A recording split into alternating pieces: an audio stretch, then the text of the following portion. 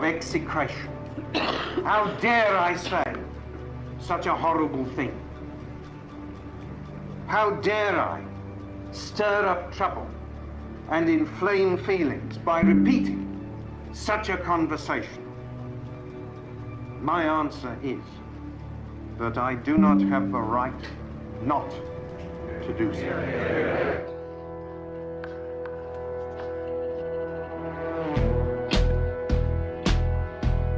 This is the most deceptive, vicious world. It is vicious, it's full of lies, deceit, and deception.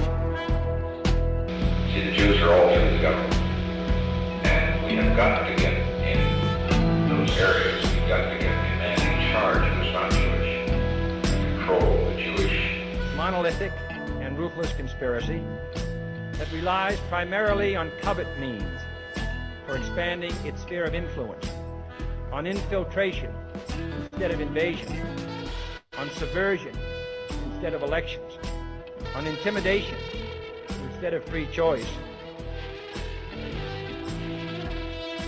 The future does not belong to globalists. The future belongs to patriots. The future belongs to sovereign and independent nations. And now, coming to you from the realm of reason, this is The Fetch, and you are live inside the Eye. All right, everybody. From Riyadh, the capital of Saudi Arabia, this is indeed The Fetch, and you are indeed live inside the Eye. Today's date is Saturday, February the 28th, 2026, and a good Saturday morning to everyone listening up and down the Americas and on into Canada, and a good late afternoon to early evening for everyone listening in European and West Asian time zones, and of course a good late evening for all of you listening in East Asian time zones and wherever you are listening out there on the World Wide Web. May all be well with you and yours. It's been kind of a warm day here in Riyadh as temperatures hit 85 degrees under sunny skies and very light winds. Current temperature is sitting at right around 76 degrees, which is, of course, pretty darn nice. We do have a soft breeze blowing in from the north at about 7 miles per hour. So that means the studio here where I'm sitting is very nice because I got a nice breeze coming from that window right behind the camera there. So yeah, we got a nice breeze coming through the window. It's expected though tonight to pick up to 15 to 20 miles per hour, 15, 17 like this, gusts over 20. And what that means is dust. Yeah, that's right. When it gets too windy, the dust picks up, and that's not a great thing. That means you got to close the window because otherwise your house becomes essentially covered in this nice thin film of dust. And the people who have to do the cleaning around the house are not too happy with that. So then they get angry with you. Why don't you close your windows? Because, yeah, it's just dusty. You know what I mean? You sleep in dust. It's just dust everywhere. It's the desert. What can I say? Anyways, but for now, I'm actually enjoying the fresh air because every now and then the gust comes in. It's like, ooh, this is good. Very nice. It's very refreshing. But anyways, until the wind picks up, I'm going to keep the window open. All right, overnight lows are expected to get down to around 56 degrees, and that's your update from here in Riyadh. Of course, it is the Ramadan season here, and yours truly is well within the, let's just say, the spirit of Ramadan. That means I'm staying up late. I think I stayed up to like 4 this morning, didn't get out of bed till 10, something like that. That's still okay. Did some work around the house, did some research, and then did some shopping. We had to do some shopping for cats and everything else. And came back, didn't get back to about 4, and that's when I saw that the United States has actually did launch with Israel an attack on Iran, and we'll get into that just shortly here. I just want to finish up this little intro segment first. So yeah, after I did that, I think I looked through my Telegram, not the Telegram, we'll look through the X account. And there wasn't a whole lot of data, to be honest, that I found. I did not see really a whole lot of data yet coming in onto my news feeds here locally. So there's not a lot I can report, but I do have an interesting segment on this, which I think you're really going to enjoy. So settle in for 3 hours of what we hope to be intelligent media for the politically aware. We are streaming, of course, on revolution.radio. That is our primary hub. And I assume we're going out. I hope I didn't block the camera. Maybe. Let's see. Hold on. Let me see if where's my Discord? There it is. Yeah, we are unblocked there. Because I have a habit of blocking the microphone in Discord because it goes out over the radio. So nonetheless, everything is good there. We are streaming then at revolution.radio and then simulcasting the show on Rumble. It is a simulcast. It's rumble.com. Then search for Inside the Eye Live. That's Inside the Eye Live. And then you can see us live there. And you can see yours truly as we deliver what we consider to be a very good radio show, but we have a streaming now video component. All right. Last week I was asked if I thought there might be an attack on Iran, and I said no. Now I definitely screwed that one up, didn't I? And then, but this week I started to hear all the assets, the United States is putting into the region, and then the increase in the assets, et cetera. And I thought, you know what? I think you called that one wrong, dude. And then what I did is I went in to look at Jewish holidays, because we know Jews are very superstitious. When they launch their attacks, they like to launch their attacks around very key religious holidays. And if you look at Jewish religious holidays, nothing about their holidays are actually religious. All of them are political statements. Okay, this is about we were freed from Passover. They freed us from what do you call it, Egypt, and then Yom Kippur. I don't know what that one is. You have to look into that one. Purim though is this weekend. That's right. Purim technically is going to start this coming Monday, so it's Purim weekend. And I'm like, you know what? They're going to launch it this weekend because it's Purim. Well, unfortunately, they launched it before I could get on the air. They did it this morning, apparently this morning. So it's kind of like getting close to the full moon. They say that's a bad time to launch night operations simply because more light, outside. But I guess in today's world of radar and see into the everything type of technology, I guess they decided not to wait till the new moon, which would have been about another 2.5 weeks or so from now. And equally, Trump is supposed to fly in to meet with Xi Jinping at the end of March.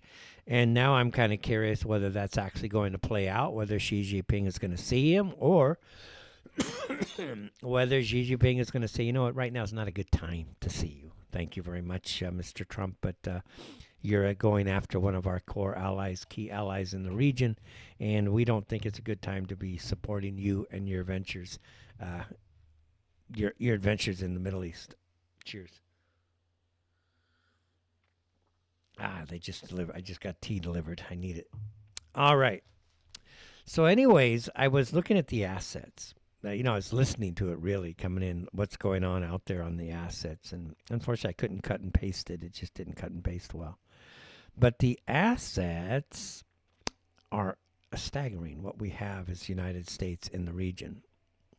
We have this. Get this. Now, mind you, I've been on these air bases. I've actually been on these air bases. Not all of them, but some of them. And at Prince Sultan Air Base, which is about 100 kilometers south of here, I used to be on that air base. I taught there for 5 years. I was well respected, got along well with everybody, as I usually do. Been all over that air base, to be honest. I never got airside, which means on the other side of the fence. I never got airside, but I got all over the base. And the base is massive. It's sprawling, And it's funny, I used to have a listener to my show. He was a teacher there, and he loved my show. And he was even more of a tinfoily type of hat guy than I was. People would consider me back in the day to be really tinfoily. Now everything I said is proven right, but this guy was really tinfoily. And he was an American guy, lived on the base, basically in the old abandoned section of Prince Sultan Air Base. And what he did is he set up a agricultural setup. He rigged it up, paid for it, rigged it up, used the old U.S. swimming pool as part of his water intake system. Grew tons of fruit, fish, you name it, and every day he was bringing stuff in from his agricultural pond and feeding the officers in the training section. And frankly, kind of a strange guy, but he did a great job with his agriculture. But what is it? Aquaculture, I should say aquaculture. But the thing about Prince Sultan Air Base in Saudi Arabia, it's in Al Kharj, it's 45 minutes. Once you enter the base, it's actually a 45-minute drive just to get to the actual facilities. I'm talking about the engine room, the engine repair shop, the the hangars where the aircraft might be, the training facilities, the command post, everything about that base. It's a 45-minute drive. And what's interesting about that drive, if you ever made it, is the police will be stationed there. And if you go above the base speed limit, you will get stopped and you will get ticketed. If you happens twice, they will take your car away. Literally. They'll take your car away for a day or two or three or four, just as a lesson to say, stop doing that. And then they'll give you your car back. And of course, you're on the military base, so you're not going to really say too much. You just give up your car. Only one time did I actually get stopped and flagged, frankly. That's not true. I was stopped and flagged twice. One time I had an Egyptian teacher with me, and he looked Egyptian. But he was an American guy. Actually, he was born and raised in the Portland, Oregon area.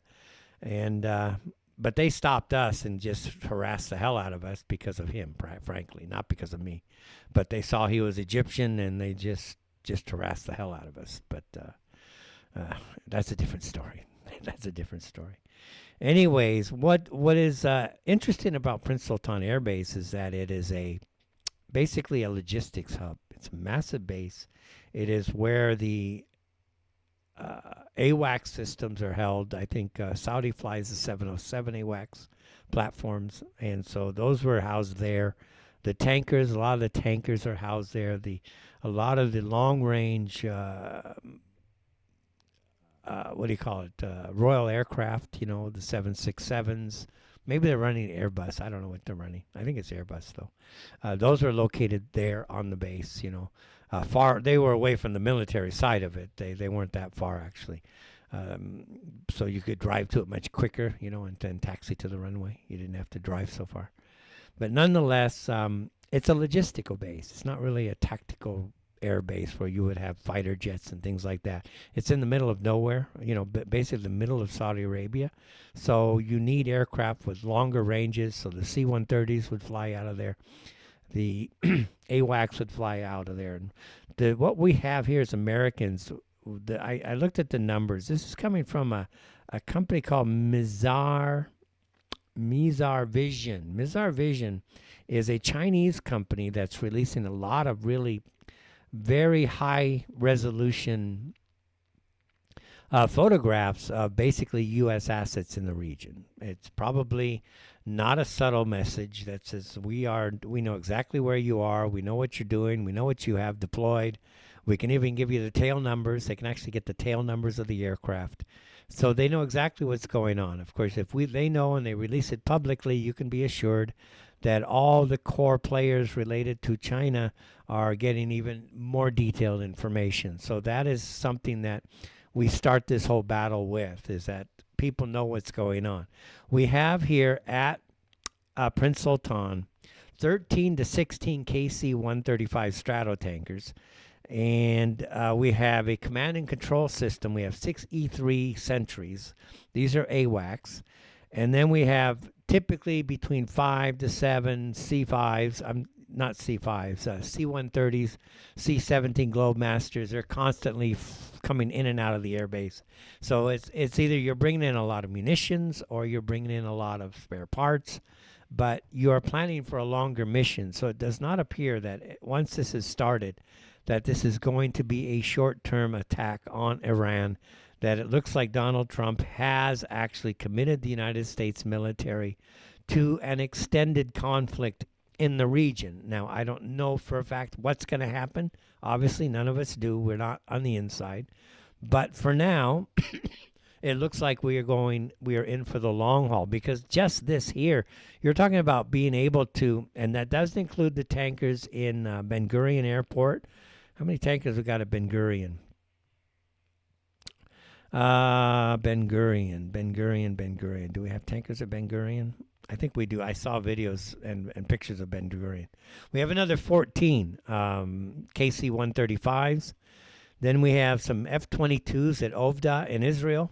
Those are the Raptors, and we have C-17s 4+ at Ovda also. So there's a fairly large logistical contingent in Israel right now. Now, a lot of us understand this very, very well. That what we are witnessing right now is the United States government going to war not for U.S. interests, but for Israeli interests.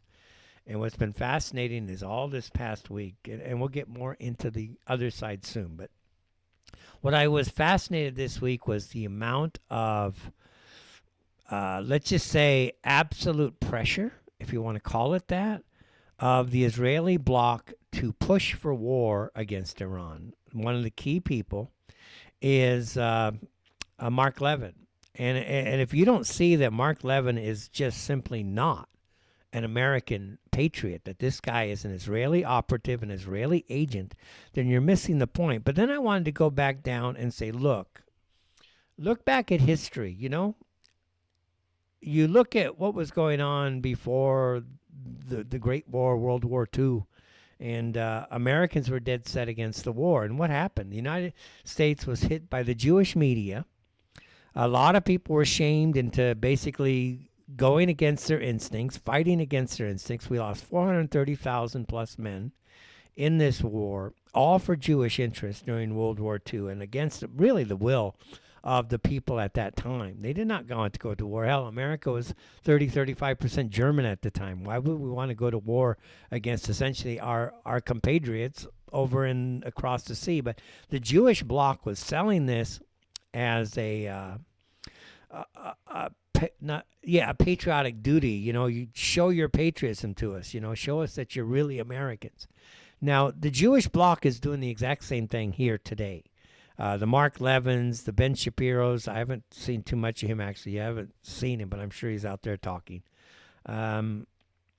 They've been deeply, deeply, deeply involved in pushing for this war. And Tucker Carlson is one of the leading voices who has been on it and discussing it openly. He seems to have made a change again.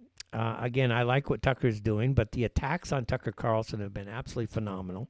The attacks on anybody that's not supporting Jews is, frankly, treasonous in my book to the Jewish people. You know, you basically are telling us Americans that we are supposed to bow down to Jewish interests and not follow our own instincts as to what is right and proper. We've been listening. Let's be honest, everybody. We have been listening to Benjamin Netanyahu and the Jewish neocons tell us that Iran's going to get the bomb in 2 weeks, 1 week, 6 months, tomorrow, if we don't do something today, for 35 years. It has been the standard political slogan of Benjamin Netanyahu, literally for his entire political career. And we have listened to this moron. He's not stupid, let's be honest. He's still in power, right? But we've been listening to this guy for 35 years tell us the same thing over and over and over again, and nobody wants to call him out. Nobody wants to call out the fact that Israel is not a signatory to the Nuclear Non-Proliferation Treaty, and that U.S. law actually prohibits any country that is not a signatory to that treaty to receive any aid from the United States. That means that any and all aid going to the state of Israel right now, or the colony of Israel, or whatever you want to call it, the LLC called Israel, right? It's all against U.S. law. And so every congressman that has ever voted to support Israel via funding, frankly, is in violation of U.S. federal law. All of them are guilty of basically, you could allege it, I guess, violating U.S. law. Straight up. You are not allowed to support a country that does not have a signatory, or that is a signatory to the Nuclear Non-Proliferation Treaty. Straight up. Iran is. They've allowed lots of inspections until they found out that basically the nuclear inspectors were working with Israel, leaking information about scientists, where they live, etc., so that the Israelis could go and murder all these scientists. It's like, what the hell is that, right?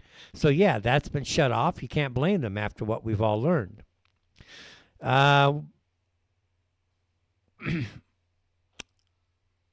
The assets, again, let me get back to the assets. Here it is. Again, let me reverse. Let me go back. The amount of KC-135s, and also we have another one called the Strato. No. The KC-46As. These are newer. They are higher capacity tankers. Essentially, we would be able to keep like something like if you put these into like staggered fueling stations in the air, we could keep roughly 270 aircraft flying all the time, something like that. It's a ridiculous amount of number, but in other words, the amount of assets we have, these tankers, because you're going to fly them staggered also, can keep all of these things flying almost 24/7. Now you can't fly 24/7, but you could keep these aircraft in the air for a very long and sustained period. So again, at Ben Gurion, we have another 9 KC-135s. We have 5 of the 46As, the KC-46A Pegasus. These are, again, the newer aircraft. They arrived just recently from Portsmouth, New Hampshire. That's called Peace Air National Guard Base, I guess it is. And Seymour Johnson Air Force Base, wherever that is, I don't know. Now, also, at Ben Gurion, we have some C-17s, which are very large, as you know, military lift, high lift type of aircraft. And we also have a lot of chartered aircraft sitting on the Ben Gurion Airport. So the Ben Gurion Airport is a civilian aircraft, but it's literally been turned into a military air base of the United States. So needless to say, now looking at just this piece of it, just this piece. The Iranians, obviously we don't know their strategy, but they know where the aircraft are.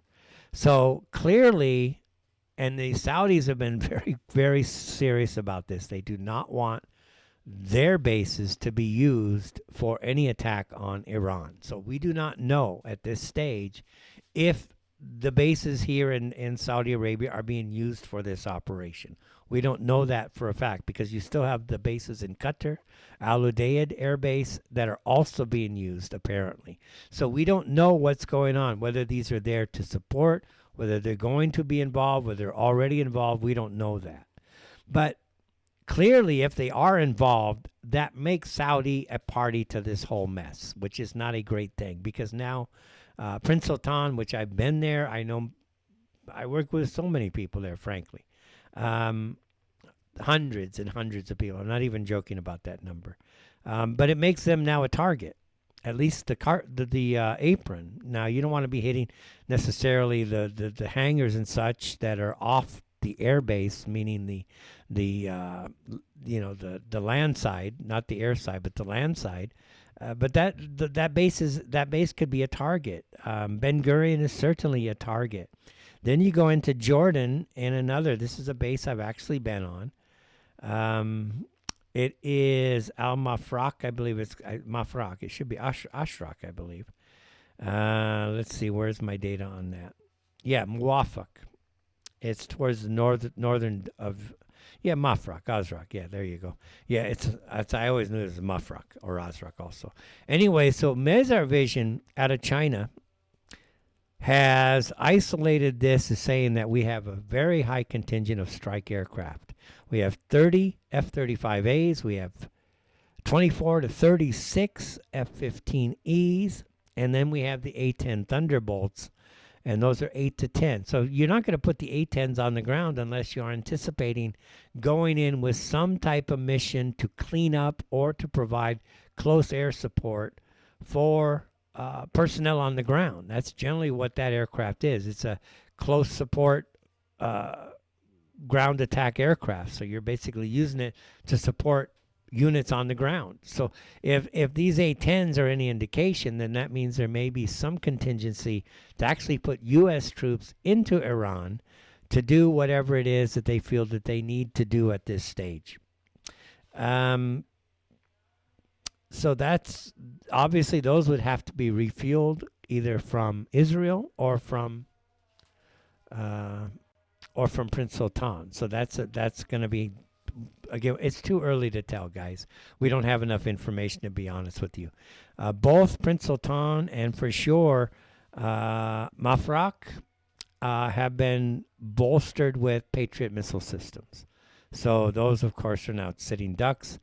And we have about 1 minute to go, so then I'll finish this segment. We'll come back after the break and continue. But also you have essentially, a huge contingent. And I should not have said no last week. So, but we do have now, obviously, a problem on our hands here in the Middle East. And we will be back with more of this right after this break. All right. Oh, that's going to be annoying. You can't hear that, I don't think, because the microphone's pretty good quality here. But they're jackhammering right next door right now. It's like, you got to be kidding me. This is going to be annoying. I'm going to have to shut my window just because the jackhammer is going to drive me crazy. All right. Somebody's saying in the chat room, just real quick here at Rumble, didn't Desert Storm end on this date in 91? That's a great question. I don't know that. I can't believe. You know what it is? Ramadan just ended, okay? The iftar.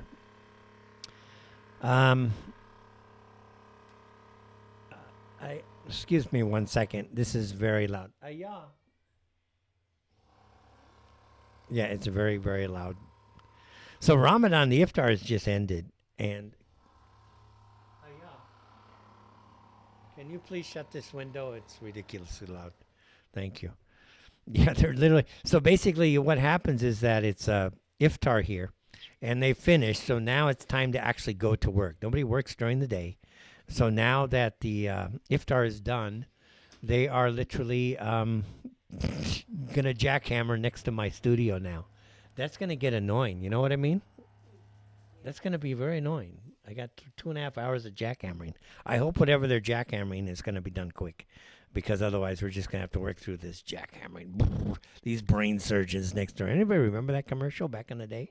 Hi, what's your job? The guy sitting there with a jackhammer. I'm a brain surgeon. Yeah, it's like, okay. That was cute fun. Back in the day, they actually had a lot of great commercials, actually.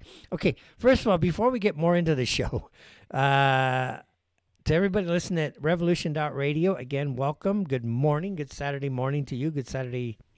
That's mainly morning for most of you. It's in the U.S. mainly, so most of you, it's good morning. So good morning. It is listener sponsored and supported. It does support your, of course. The main network for us is still, what do you call it? Revolution Radio. It's got a bigger audience than we have now here at Rumble, to say the least. And should we ever surpass Revolution Radio, then we will change that a little bit. But until then, our main flagship is Revolution.radio, so thank you for listening there. And, of course, you can catch us on the Rumble feed, Rumble. Check InsideTheEyeLive.com. That's or just Inside the Eye Live. Sorry, Inside the Eye Live. So you can check out the stream there. And, again... itchy nose again. But nonetheless, maybe it's the dust. But nonetheless, there you go. Telephone lines are open, 213-401-2617. I had to think about that one. 213-401-2617. Okay. Now, where I want to take this, I'm going to go off script now for a little bit here, because that's what I like to do. It is radio. And I was thinking about what's going on in the Middle East a lot. Obviously, I'm here. And I've noticed a cooling of rapport between UAE and Saudi Arabia.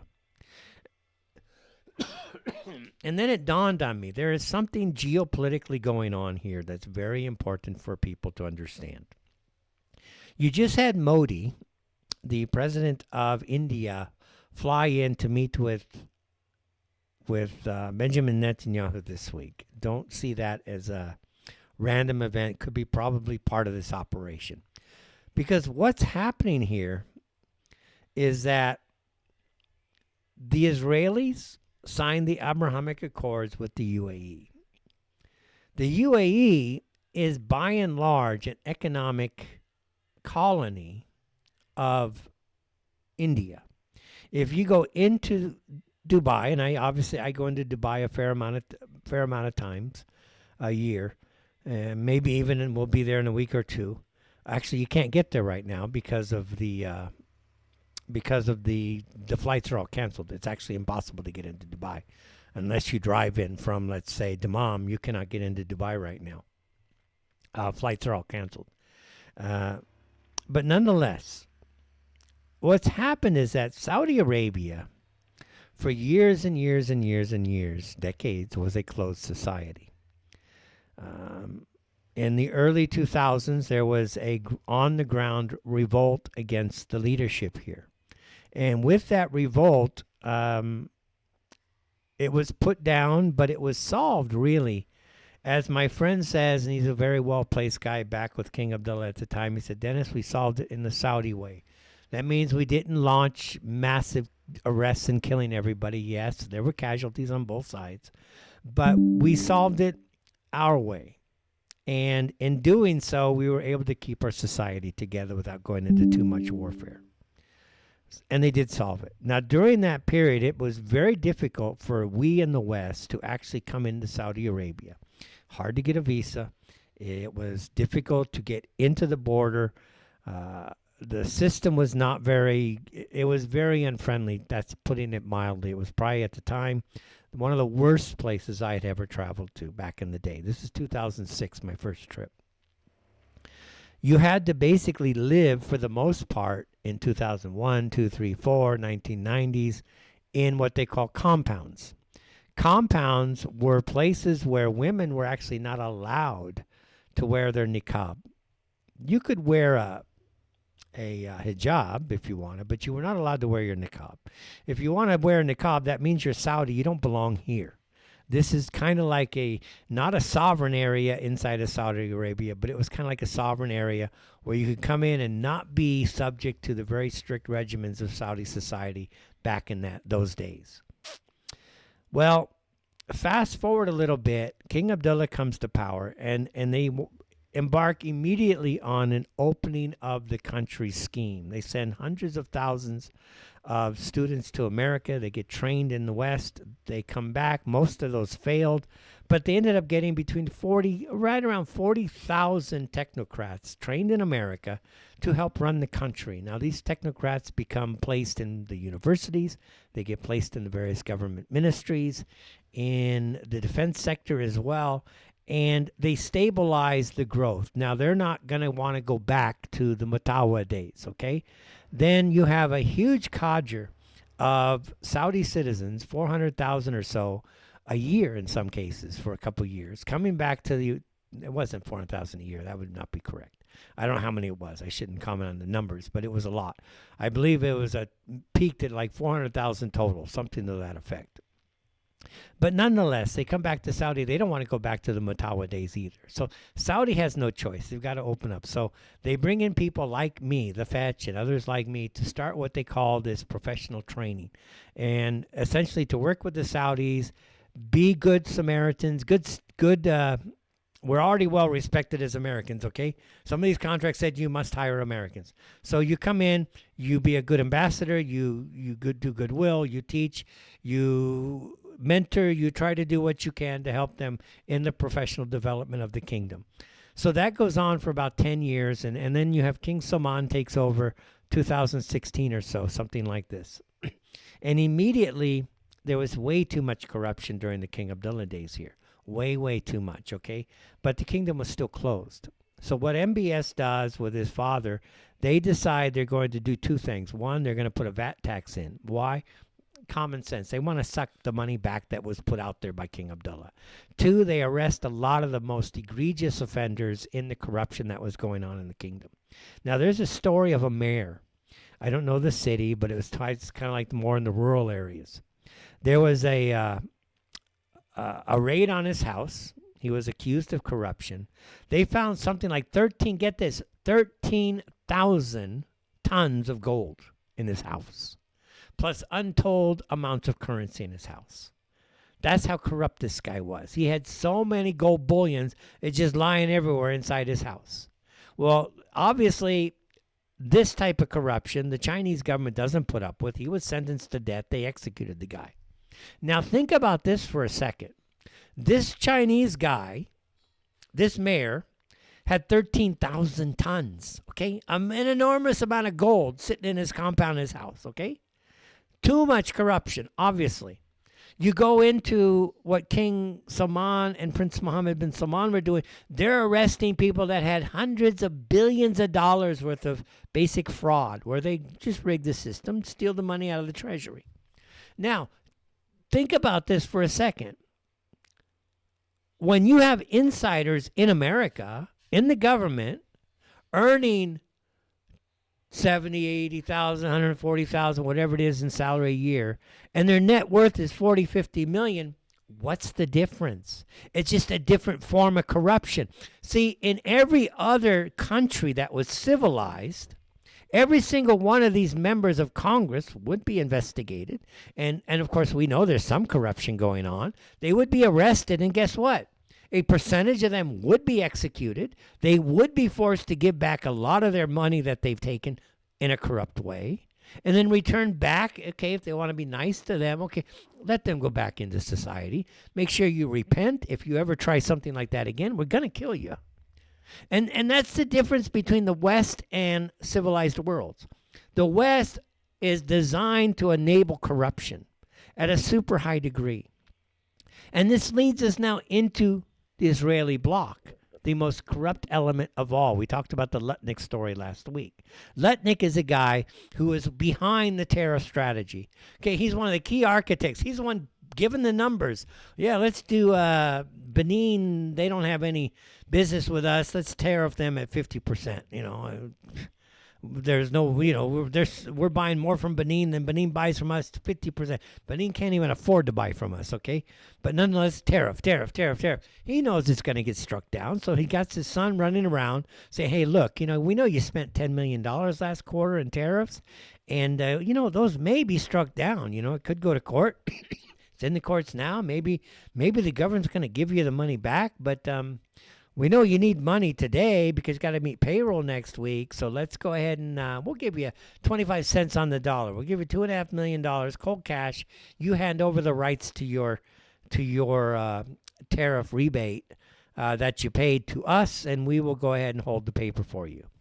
And imagine Lutnick, who's chief behind the tariff scheme, is working with his family. He stands to earn tens of billions of dollars. It's just a wealth transfer, straight up. It's corruption, pure, simple, plain, through and through. Now you have all these corrupt people running around the world, and now they're going to go start a war for Israel, not for us in the American side, for Israel. The Israeli bloc are going crazy. Mark Leven, he's in my feed all the time. Am I following this clown? Is that why he's always here? Yeah, I'm following this clown. Okay. So I'm getting the Mark Leven because he's over there. But this guy is like everywhere pushing for war, right? He's going definitely after Tucker Carlson, literally everything possible. Listen to this, for instance. CNN. Never mind the CNN. Here it says here, 3 sites where gatherings of Iranian terror regime, again, propaganda. It's just pure propaganda from the Jewish people. Were taking place, were struck simultaneously, and several senior figures essential to the management of the campaign and the regime's governance were eliminated. Okay, you're just doing unilateral assassination of another country's officials. I don't know how you can look at a civilized society and say this is okay. I believe there's a moratorium where, as American lawmakers, you're not allowed to go target leadership in other countries. You just declare them something, so you go kill them? That's basically it. I'm a Jew. I'm going to declare you something because I declared you something. I, as the Jew, because I'm so nice and I'm so chosen, I get to do whatever I want to you. And you see them doing that to us in the real world. How many people were deplatformed simply because they said something truthful about a Jewish vaccine, which they called mRNA, which wasn't a vaccine? They destroyed them, took them down, destroyed all their work. They have 500,000 viewers, or let's say subscribers. Oh, too bad. You didn't follow the Jew here. We're going to destroy you. This right now is a battle, frankly. It's a battle between terrorists in our side of the government, inside of our system, inside basically foreign elements who are terrorizing us, basically forcing us to do things we don't want to do. Now, if you're an adult, if you're strong, why are you putting up with it equally? Why aren't you speaking vocally against the Mark Levins of the world? Now, what's really nice to see is that people are ratioing these people. But nonetheless, it needs to be really hit home even further. This is my point. Second issue is this. Going back to Saudi Arabia. Saudi began opening up 2016, 17, 18.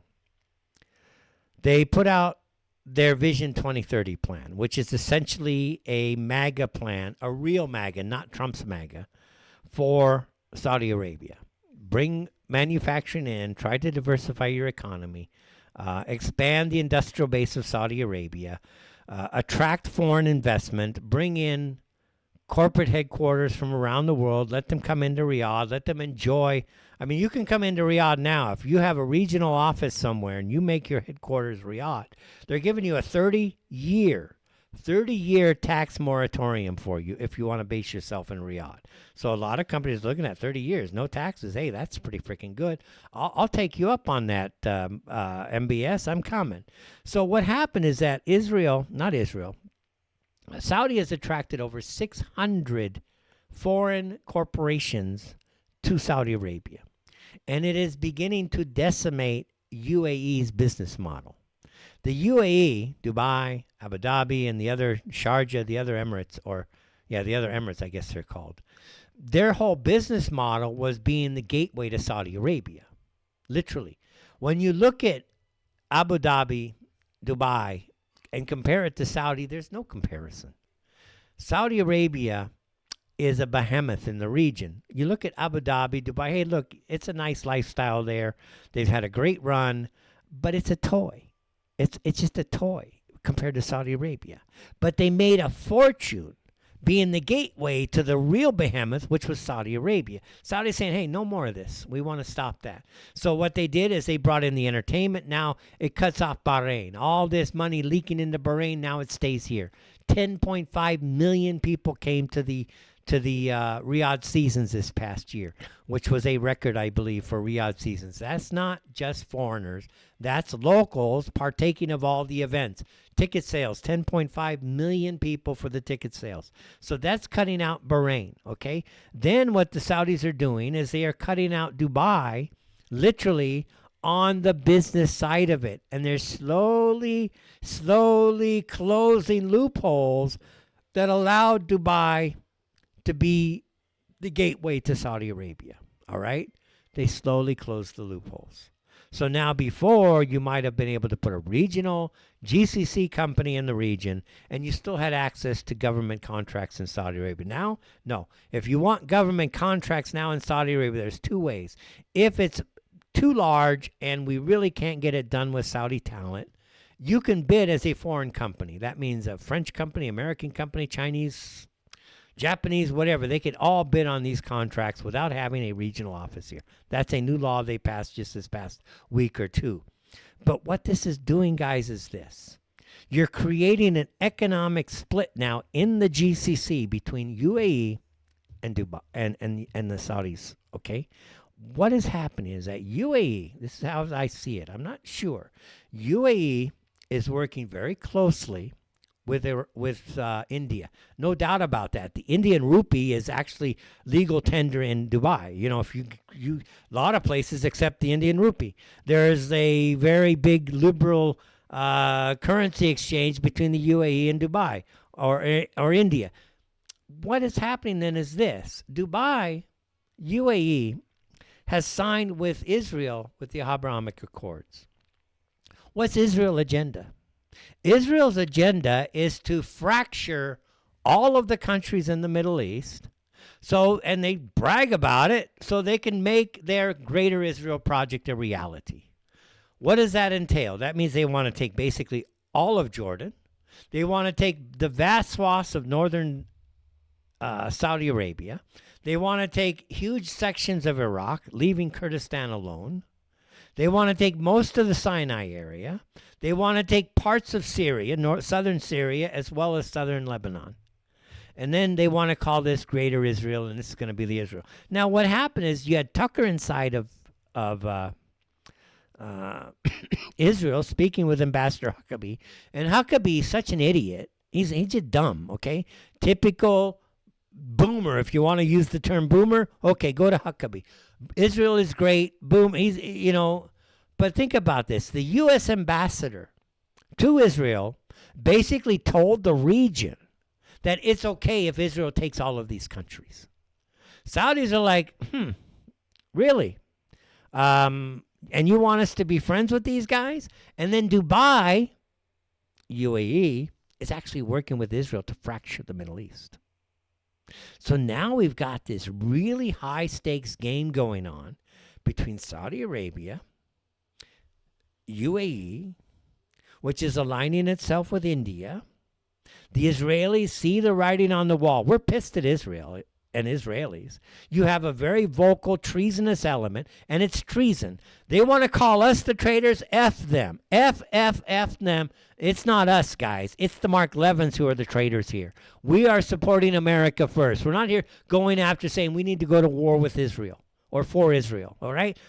It's not even there's no comparison in the views here. We're saying America first, not Israel. We don't base our entire life, our entire structure, our entire history, our entire foreign policy and economics on Israel. But Trump does.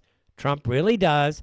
The neocons, Mark Rubio, Witkoff, Kushner. I mean, what the hell is Kushner even involved in? Kushner's not part of the U.S. government. So why is Kushner even involved? Why is he there? Does he have any credentials whatsoever issued by the United States government? No, his only credential is, my daddy's the president. That's not a credential. That's just my daddy's the president. So why is he even involved in formal negotiations by and for and on the behalf of the United States? What the hell is this? We can only see him as a foreign element, somebody working for the Israelis, because he's not part of the United States. So, okay, he's probably working for the Israelis. What else you want to make of this? So here's the trick. This war is partially part of this divide. The UAE is now saying that, look, we're going to get involved if this goes on so far. Iran has India, but it's difficult. You know what I mean? Because oil and money run the world, all right? Without the oil, the Indians can't survive. Without the oil sales, none of these countries are going to really survive as they stand today. So think about it. They need the oil. They need the money. Now, Dubai is known to be a haven for gray money, a.k.a. money laundering. It's believed to be. Okay, you can't make that accusation. You'd have to have proof, right? So, okay, it's believed to be. It's the gold capital of the world. Okay, gold is kind of fluid. Tough to track gold once you have it physically in your hand. So then the aces here become who can control Jordan and who can control Iraq.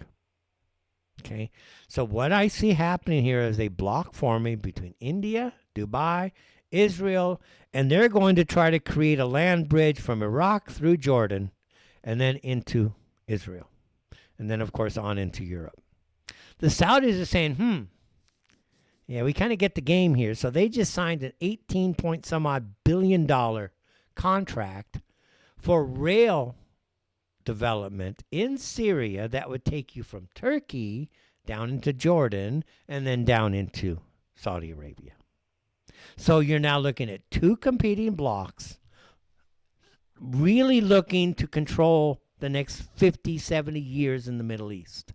And it's a block between the Israelis working with the Indians and the Emiratis, and it's going to be the Saudis working with probably King Abdullah and Syria now, and then also into Turkey. And there's a huge, let's just say, rapprochement between Syria, Saudi, Turkey, Saudi, and the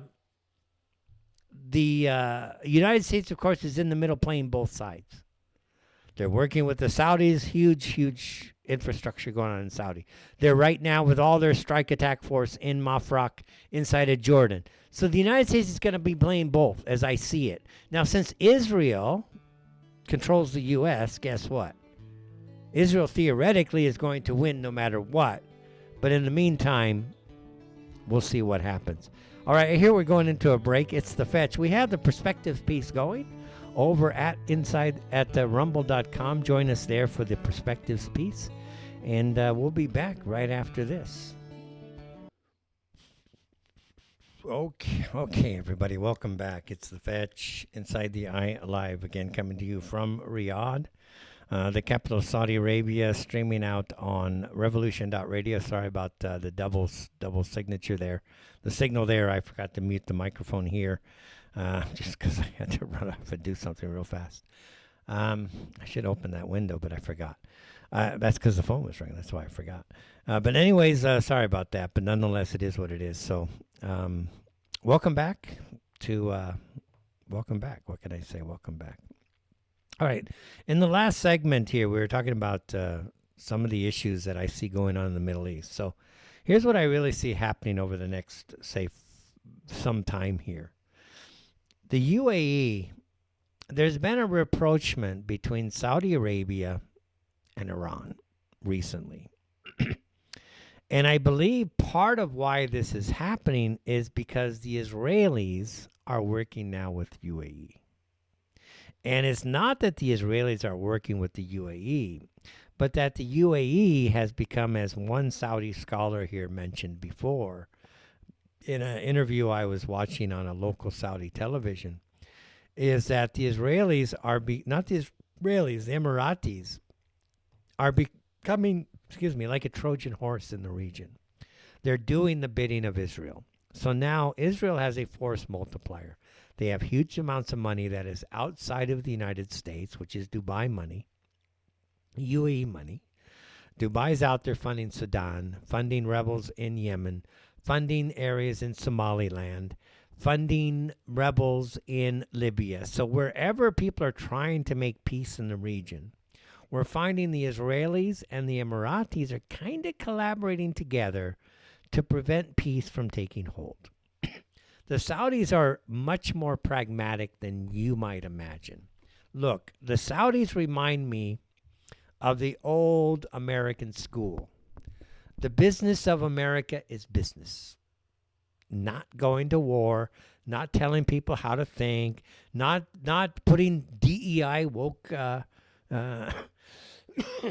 DEI woke ideology and everything that we want to talk about. No, our business was business. We want to work with good people, do good business around the world. That's it. Okay? That was the whole idea behind the World Trade Center back in the day. It was just to bring the world together through ethical commerce. Okay? I'm not talking about unethical commerce. Now, if you have a problem with doing ethical business around the world, then I guess you have a problem with doing ethical business, because whether you do ethical business at home or you do ethical business at home, or I'd say internationally, it's ethical business. And I'm one of these guys. I know I'm old-fashioned, but I believe in ethical business. Win-win across the board, not win-lose. How do we come up with ideas that help you win, help me win? Let's grow together. And it really comes out of an old Chinese thing. And I'm not saying the Chinese are all that great at this either.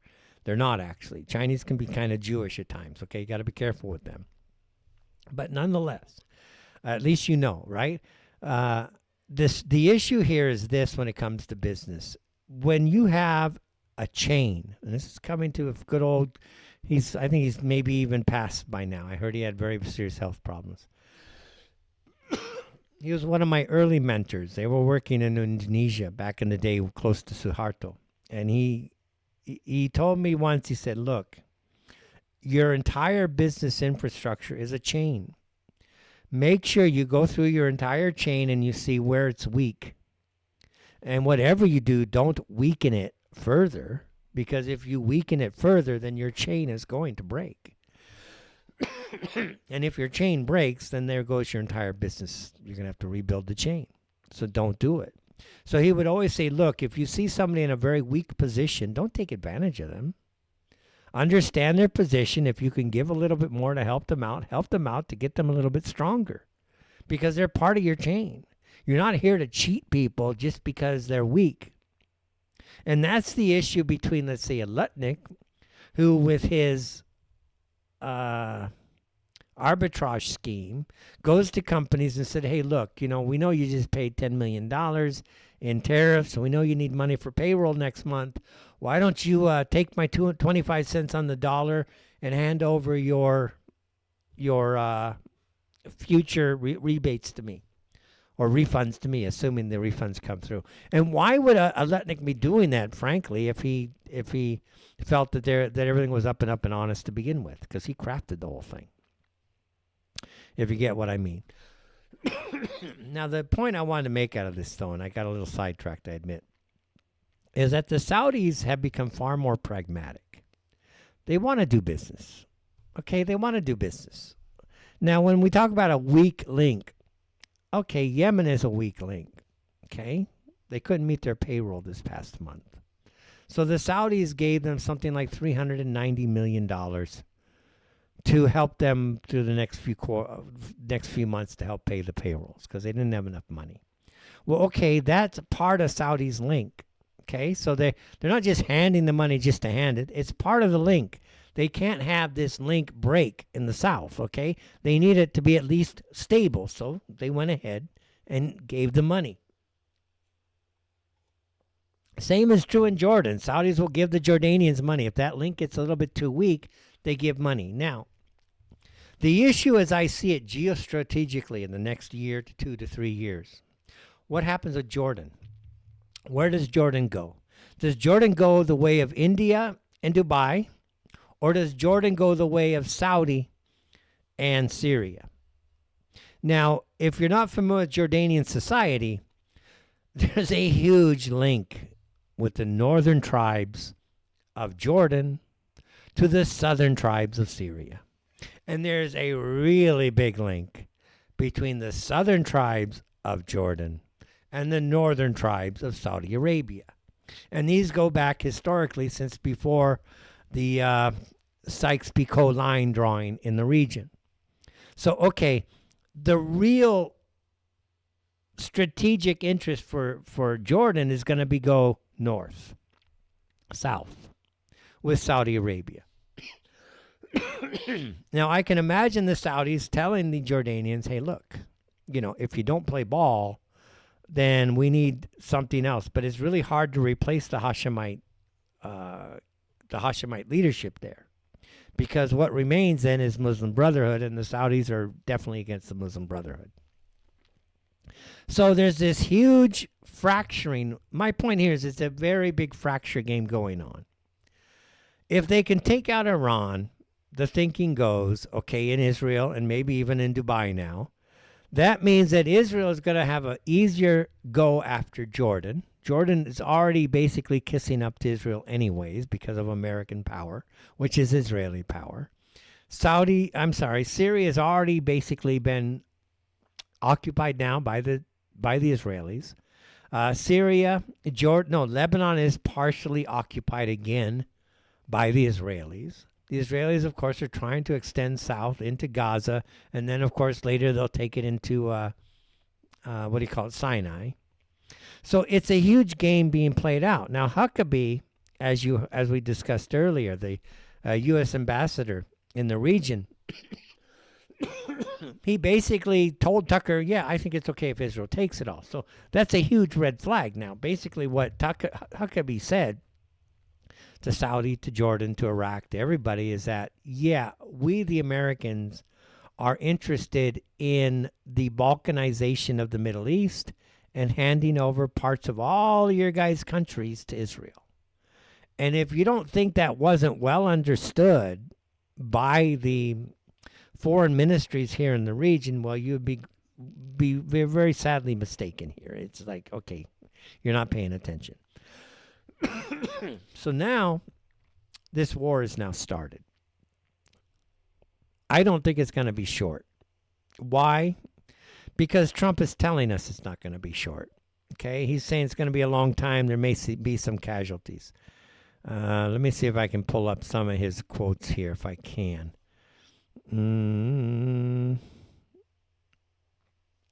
Let's see if I have some of it here.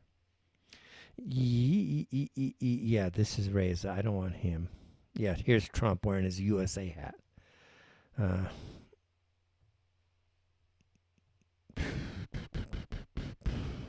finally, to the great, proud people of Iran, I say tonight that the hour of your freedom is at hand. Stay sheltered. Don't leave your home. It's very dangerous outside. Bombs will be dropping everywhere. When we are finished, take over your government. It will be yours to take. This will be probably your only chance for generations. For many years, you have asked for America's help, but you never got it. No president was willing to do what I am willing to do tonight. Now you have a president who is giving you what you want. So let's see how you respond. America is backing you with overwhelming strength and devastating force. Now is the time to seize control of your destiny and to unleash the prosperous and glorious future that is close within your reach.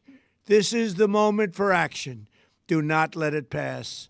May God bless the brave men and women of America's armed forces. May God bless the United States of America. May God bless you all. All right, whatever. All right, so here's the issue here. Now, if you can imagine, your country is at war now with the United States, or let's say you're in the United States and you're at war with another country. And the other country's leader says, now's your chance to overthrow this Jewish Zionist-occupied government. And we all want to get rid of the Jewish-occupied Zionist government. But do we want to have a foreign nation bombing America to give us the ability to take over our Zionist-occupied government? Probably not. Probably not. Most people are probably going to rally, even though we don't like the government, behind the government. There may be the radicals who want to take advantage of this situation, but how are they going to be viewed by the general population? I mean, in other words, the intel inside of Iran, is it really... excuse me, is it really 60, 70, 80% of the population? Look, you had the Shah Pahlavi back in 1980, if you recall, 79, and they took over the country. In other words, the current government took over the country. They didn't have any foreign influence coming in with fighters and bombers and blowing shit up and taking out leadership and assassinating people. They took over the government. So they had the will and they had the power and they had the people to do it. Nowadays, it looks to me like Iran doesn't have the will, it doesn't have the power, and it doesn't have the people to actually do it. So what are they going to do? They're going to have us, the Americans, start murdering people all left and right and bombing the hell and spending who knows how many hundreds of millions. Look, it costs $13.5 million a day to keep one task force of what do you call it? Aircraft carriers on the ocean. $13.5 million a day. Okay, 10 days is $130 million. $390 million or so in the span of 1 month just to keep those aircraft carriers afloat on this forward deployed situation. Okay, we're spending almost $400 million. We don't have a need for that $400 million at home. No, we have to give all of our money to Israel so that Israel can go work with us to fight against Iran. What's the point to all this? So to me, if you're actually working with the Americans at this stage, I don't see how you could not be viewed as a traitor within your own country to the point of basically being an enemy combatant, to use American terms. And frankly, as an enemy combatant, well then, listen, wiping you out is more than justified. That's the logic we Americans use. So, okay, take American logic, apply it to Iran, and okay, go ahead. You want to raise up 100,000 people to take over the government? Those are all foreign combatants using American logic. You have every right as the Iranian government now to simply mow them down. Not that you want to do that, because they are your fellow citizens. In America, because we are an occupied government, no problem, because they're not really, the government's not working for us. The government's working for a foreign power, which is Israel. So the U.S. government, frankly, would not have a problem. It doesn't work for the American people. Certainly elements inside the U.S. government aren't even Americans, okay? They're contractors, they're Israelis, IDF soldiers. They're not even American. You look at how ICE is working right now. This is not American tactic. This is Israeli tactics. Now, my point here is that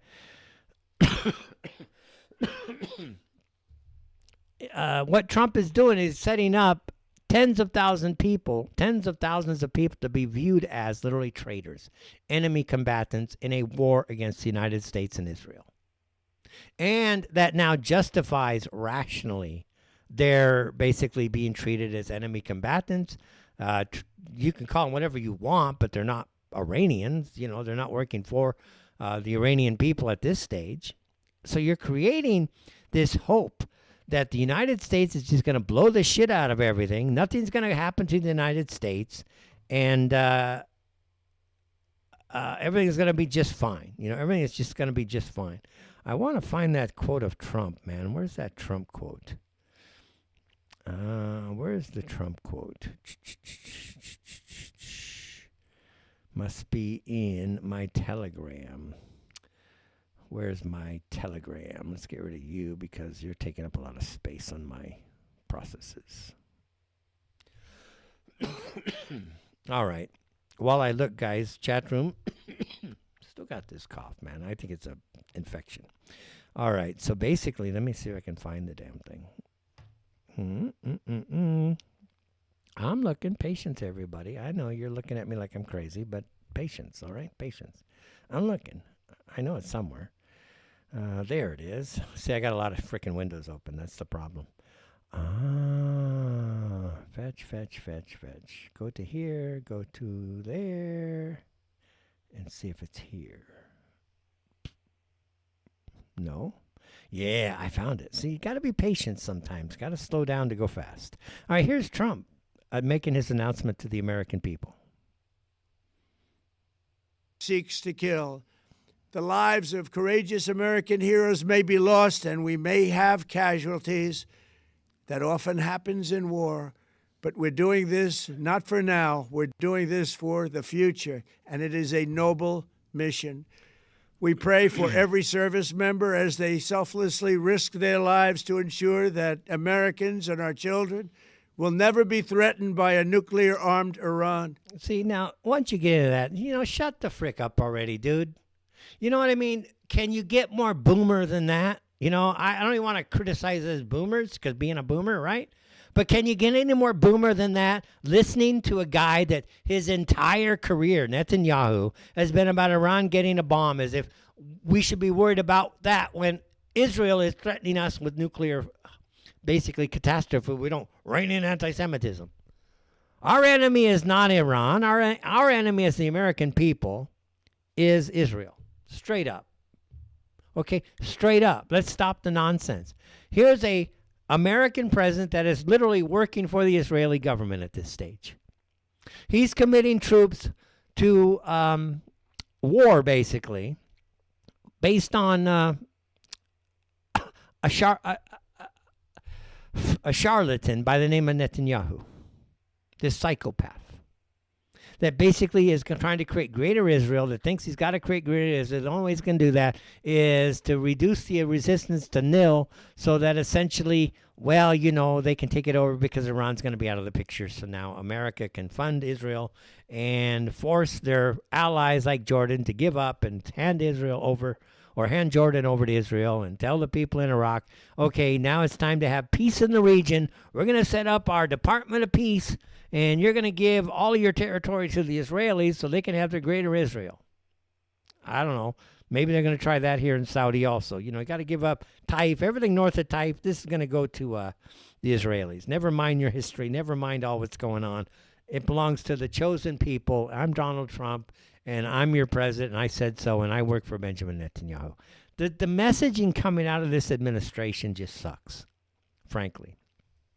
Thomas Massey, if you're not familiar with Thomas Massey, for those of you who are internationally here, Thomas Massey is a America First, a literal, at least as far as it goes, America First guy out of Kentucky. He's I believe he's a senator. Don't quote me on that, but I believe he's a senator.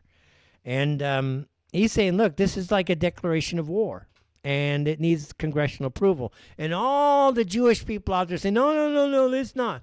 See, here's the problem now. You have this War Powers Act going back to 1973. It's time that gets repealed. You just get rid of it.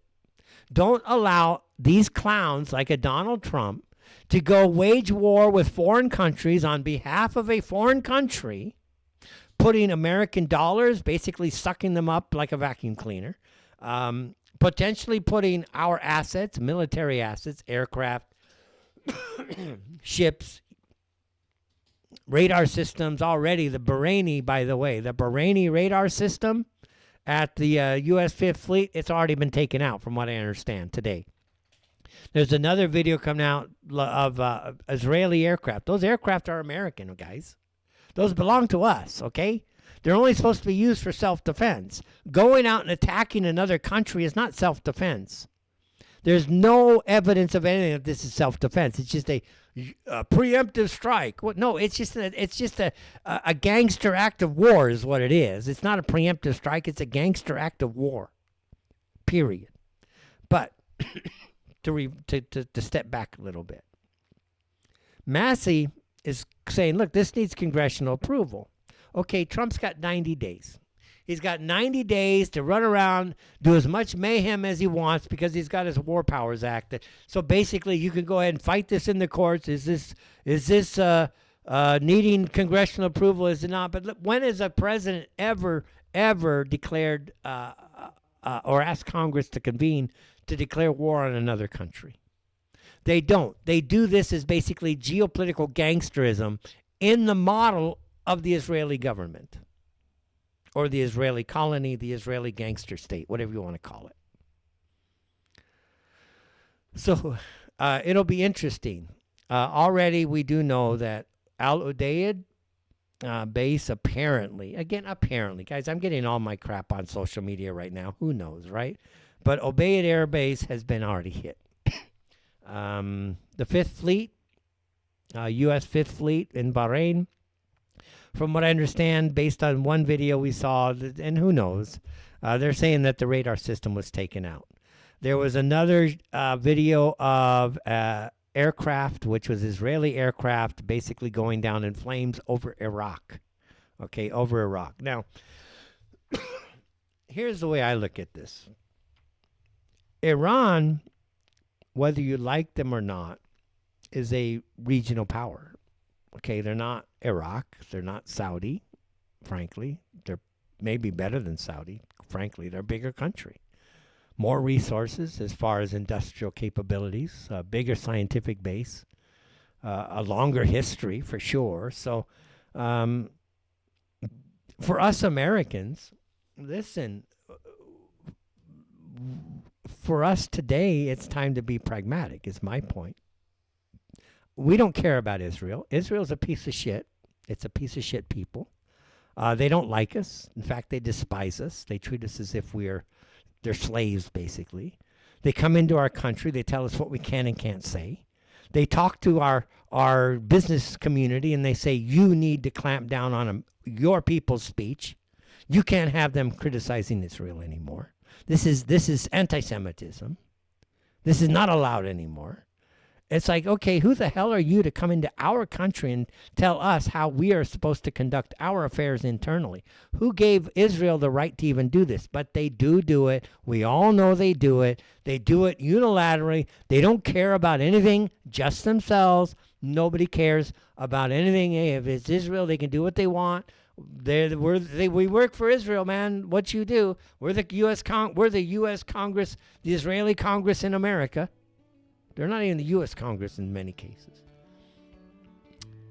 I hear another break.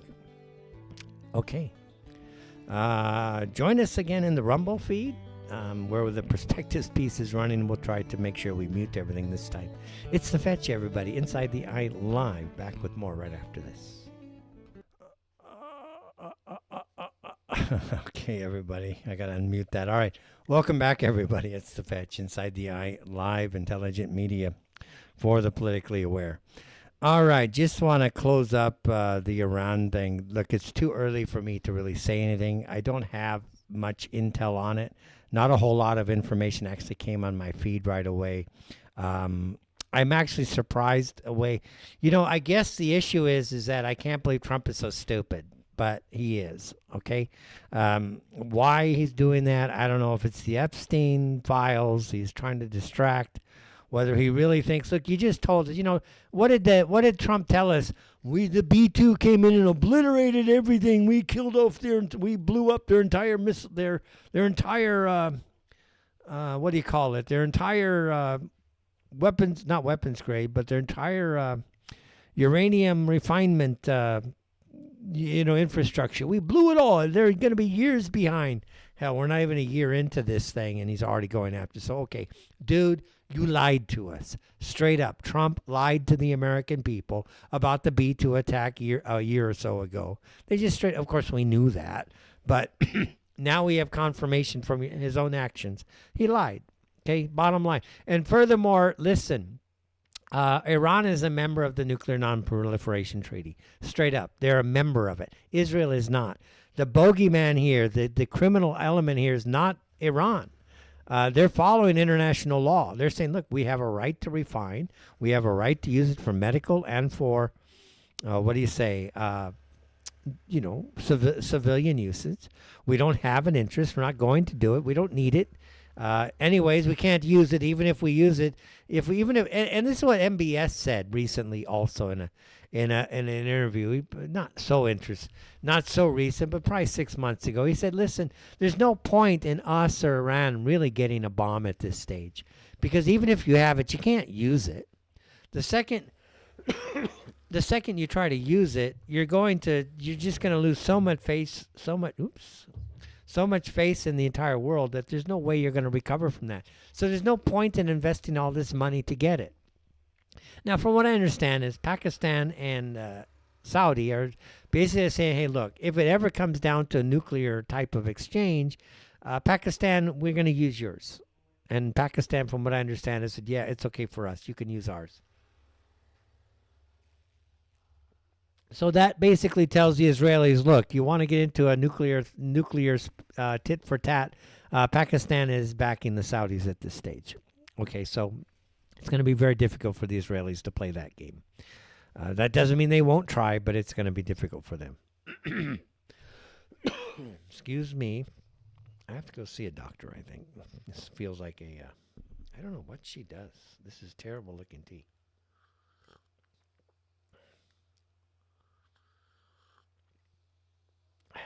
I don't know what she's doing. All right. Guess got to teach how to make tea. All right. Anyways, where were we? I guess we'll close this segment up a little bit. Look, I don't have the intel really to get that deeply into it. We have an enormous amount of assets on the ground. Trump's got 90 days to just run roughshod, do whatever the hell he wants, because Congress is given the power. Technically, it could be argued, for 90 days with the War Powers Act, etc. Trump sounds like he wants to just obliterate Iran. He thinks that by obliterating Iran, whatever forces are inside of Iran are strong enough to take over the government. Now, that means that the Savak people, the former Shah people, are big enough to take over the Islamic Republic. So, okay, now we're going to throw a major player into total chaos that fits once again. That's going to fit Dubai. That's going to fit Israel. It's going to be actually against Saudi interests. Saudi does not want to see more chaos in the region. What Saudi wants to see is, frankly, a unified business bloc where we're all getting together and we're sharing business together so we can all make money, man. We just want to make money. We don't need war anymore. Screw the war. And if you talk to intellectuals here in Saudi, that by and much is the attitude here.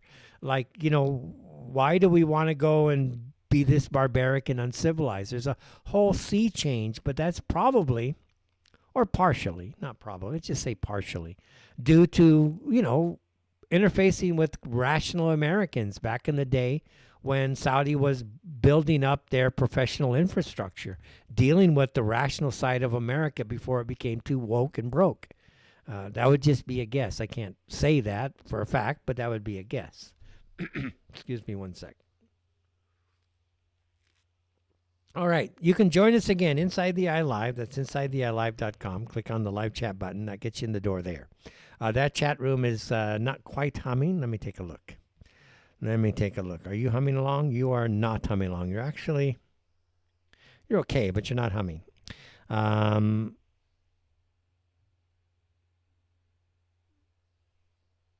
Yeah, okay, yeah, that's another point in the chat room. I got to follow the chat room sometimes.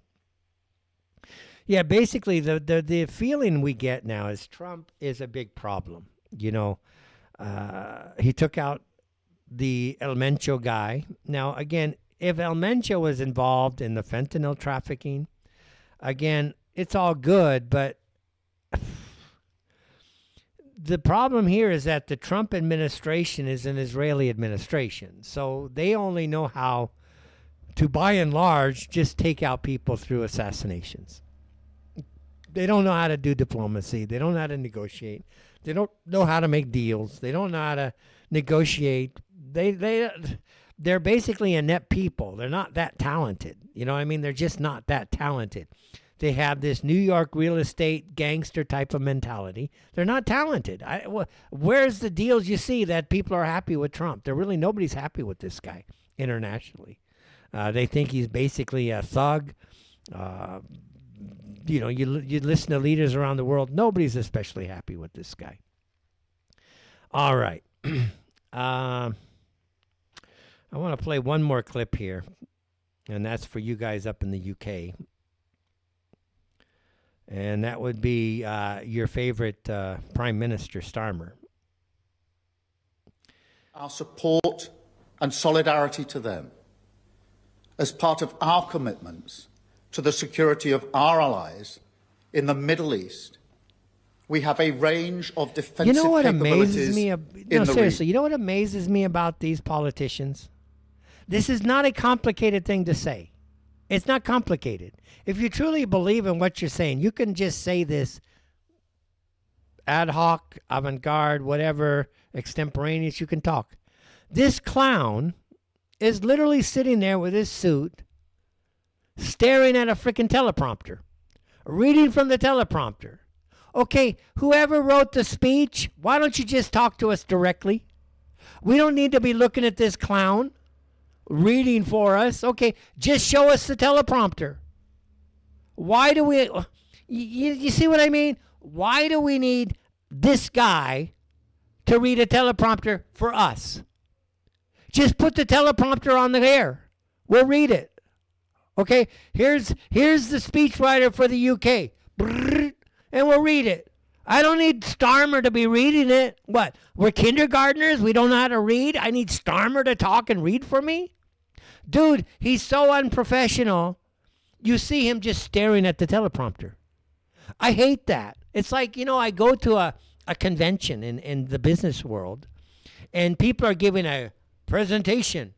And always with a presentation, what do you have? You have a PowerPoint, all right? Now, when I give a PowerPoint, I have a bullet point, but behind that bullet point, I have all kinds of things to say. I'm a radio guy, all right? I can talk, okay? I have no problem taking a point and then filling it out for you as somebody in the audience. If I'm going to get up there on stage, all right, and I'm just going to read the PowerPoint, just shut up, sit down, and go. Give us a clicker, and we'll click through the PowerPoint for you. Okay? We don't need you. Just sit down. And that's the way I am in the business world. When I watch, I don't care how high profile you are. I don't care.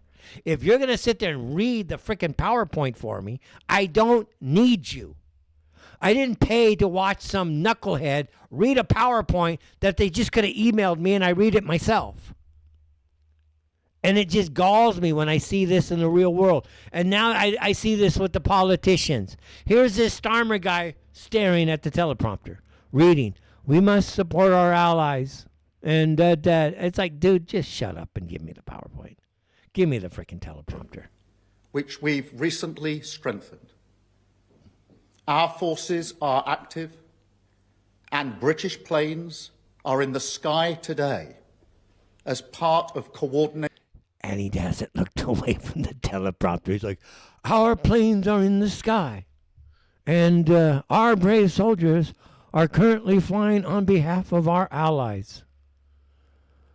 The Israeli government has asked me to say this as a public service announcement for the Israeli government, and we thank you for listening to me as I read the statement from the Israeli government. Regional defensive operations to protect our people. Again, don't say defensive when it's you doing the attacking. You know what I mean? When you're the aggressor here, English doesn't allow you to use the word defensive. We're going to get into this, I think, in the next segment. Interests and our allies, as Britain has done before, in line with international law. We've stepped up protections for British bases and personnel to their highest level.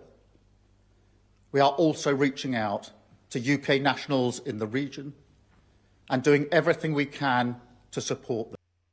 Yeah, essentially what's happening here, by the way, virtually every nation from Russia to French to China, everybody's saying get out of Iran and get out of Israel.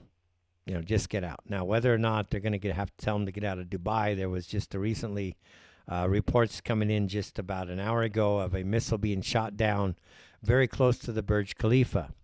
I go there. Okay, literally, this is where the Mall of the Emirates is. It's a massive mall. Got a skating rink, ice skating rink. Oftentimes they'll have hockey or ice skating or just families just skating there. I've actually watched hockey played there. I don't know, just amateur hockey, but I've watched hockey. Massive, massive mall. And you go outside, there's a big pond, basically a giant man-made lake, and they have boats you can go, like small canal boats, and then they have water shows, and then right there's the Burj Khalifa. Well, there was a missile just shot down right next to the Burj Khalifa today. So for now, all air traffic in the Middle East, from Jordan, Syria, Iraq, Dubai, Iran, is shut down. Saudi is open. The Saudi corridor is obviously going south of Dubai and south of Israel. Just barely south, but south of Israel. They're not like going way south, but they are going south of Israel. So it's all shut down. All right, I wanted to give, I was thinking this week, you know, we've had a lot of stuff, and I want to thank people sending me the information on the Epstein files. For the most part, I haven't dealt with the Epstein files because I don't have a lot of data on it, and I don't want to get that much involved in it per se, but obviously this is a huge, huge issue in the United States, okay, with the Epstein files. And many believe that the attack on Iran right now is partially to do with the Epstein files. Trump is compromised. He's being blackmailed. He doesn't have a choice. I did see a video that you guys sent to me by private email about Epstein files, and it showed Trump at a children's, let's just say pageant, you know, for children. I'm talking about 9, 10, 12-year-olds, not even 12, probably 8, 9, 7, 8, 9. Very, very young girls. And Trump was talking with them, and so was Epstein. And the fear, the fear, frankly, on these girls' faces was palpable. I'm like, wow, you know what? They definitely are afraid of what's going on. All of these girls had so much fear on their faces. It's like, what the hell is this all about? You would think at a pageant, they'd be proud. They look beautiful. They're young girls. They're happy. But the fear in the eyes of these girls makes you just wonder, what the hell was going on at this pageant? Why so much fear? I've been involved in different things with the children, and it's like, you know, they're proud, they're happy, they're doing something, they're on stage, they're excited. I don't see all this fear in their eyes. So what the hell was going on with this pageant? Now I want to get into something that's a little bit unique. If you've been following this show on Rumble, we've been playing a series called Perspectives. And Perspectives is basically, I'm taking my old Isisian code work, which is actually more profound than people realize. Even me, it's more profound than I realized. I had one of my listeners and students per se said to me one day, he said, Fetch, you really don't know how profound your work is. And I think he was right. I didn't understand it until I started to reopen the thing, reopen the file, I guess, you know, with the AIs coming up and asking it for information. But what's happening here is that the Perspectives show is kind of giving you hints about what we call the motivated design of English. And when we say motivated design, it means that our language has inherent meaning, inherent archetypes. Everything about it is motivated. It's a Kabbalistic language, in other words. It's not random. In fact, if you really believe in the randomness of our alphabet, I'm like incredulous. Like, how could you even believe that? Where'd you come from, right? But they're the other way. They're like, oh, it's all random. You have to prove your point. I can prove my point, no problem, dudes. That's what I'm showing you now with the LLMs and the AI. I'm showing you I can prove it all day long. It's easy. It's one conversation. AI cannot stand up to basic logic and reason, so it's easy to prove. You can't prove randomness. Now, the point to this is this. I was driving home the other day, and I had been watching, Telegram and X about the Pam Bondi things, and she's being like skewered a little bit in front of the Congress. And I'm like, there's a theory in legal contracts that you have to make the language readable, understandable. You can't mystify it so much that people don't understand the contract. And the idea of redacted came to me, and I'm like, if I look at redacted from a pure English point of view, re is a prefix, okay? So what the hell is dact? Dact has no comparable channel in nature. There is no such thing as a dact. So how do you redact something? So I'm like, the word, it's fake. It's a fake word. It doesn't mean anything in English. Literally, it doesn't mean anything in English. In other words, it's a word that doesn't have a real meaning. Now, when you talk about this idea of, an arbitrary language, and an arbitrary language, which is our current modern linguistics in the West, whoever is in power gets to define the words. It's a classic Humpty Dumpty. It's not whether we can master the words, but who gets to decide what the word means. That's what's important type of thing. It's a Alice in Wonderland thing. It's a 1984. If you can control the language, you can control the meaning, you control the mind, all that type of stuff. It's all interconnected, and it's very real. It's going on in real time.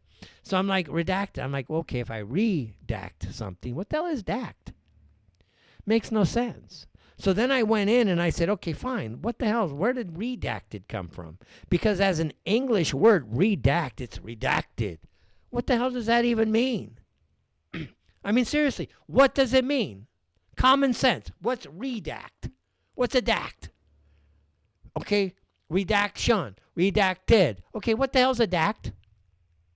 So I'm like, okay, wait a minute here. This word means absolutely nothing. They're just calling something something. And in a legal framework, you can't use mystical words. You got to demystify it so that people can read it correctly. What the hell does redacted mean? It doesn't mean a thing. So you go into they say it came. Okay, so then I go into the etymology. Like, how the hell did we get to redact? What's that? So I go in and I'm like, oh, it comes from the French, rédaction, which means writing, drafting, or composition. Okay, fine. How in the hell is marking things like this writing? Okay, how is this drafting?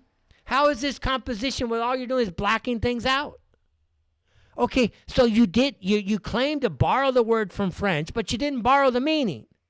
So basically, you just crafted a meaning that means nothing because you just made it up, and then you're going to tell us to our face that's what it means. You know what? Common sense says a very simple thing. If I cover something up, what is it? It's a cover up. So if you're going to give me a piece of document and you're going to call it redacted, redacted means nothing. Those words are covered up. If it's a whole page that's covered up, it's a massive cover up. There is no such thing as redaction. It's a cover up. That's the proper legal framework here. It's covered up. It's a cover up. And we got to start looking at this saying, no. What do you mean? It's not redacted. It's covered up. Common sense, it's covered up. What's underneath it? You covered it up.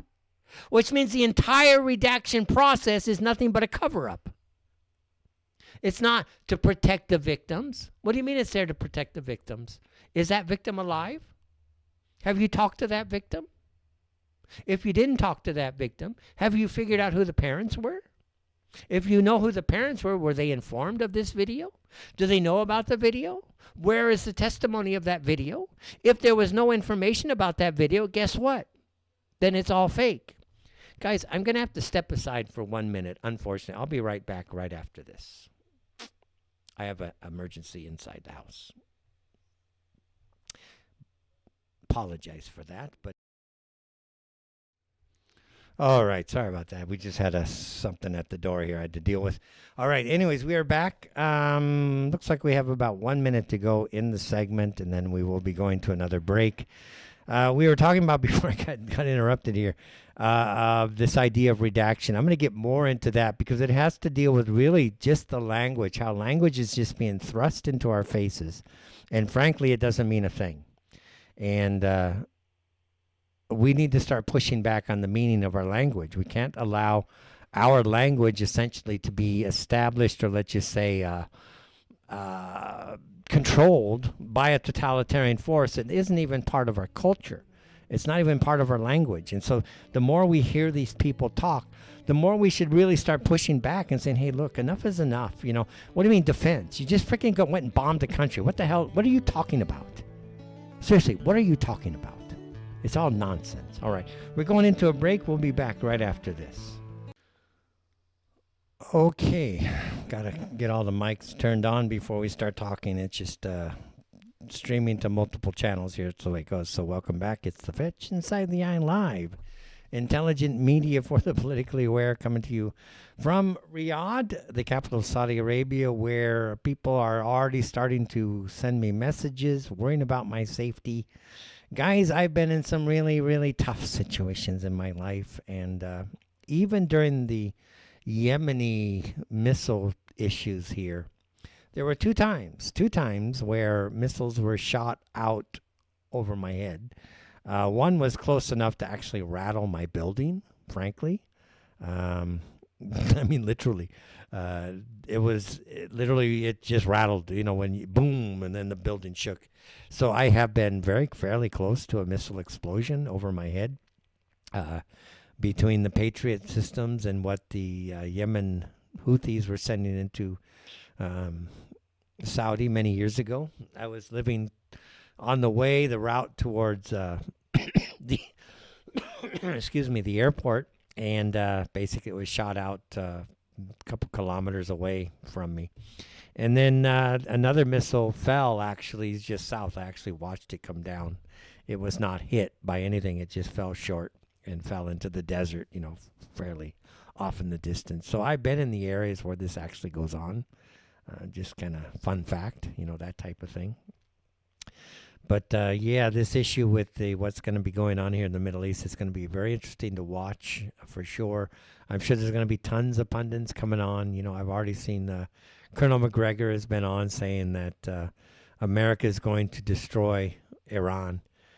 The Chinese, of course, whether or not they get involved will be a mystery. Whether the Russians help will be a mystery. I know the Iranians are very proud people. They don't normally ask for help. But we do know that a lot of materiel, especially in the electronic warfare, radars, anti-ship missiles have been shipped into Iran. So this is it's going to be interesting to see what happens, to say the least. But don't expect this to be a 12-day war now that Trump has pulled the trigger. Stupid. It's really stupid. Frankly, it's just dumb. We should be in the business of doing business, okay? Like, accept that they have their government and try to change it with, I'm from the old Assyrian schools. If you don't know what the Assyrian schools were, you didn't change the world by... You study Plutarch. Okay? Go and study Plutarch on Isis and Osiris and read that text. You probably won't understand it at my level, which is okay. Some of you may understand it better than me. Maybe.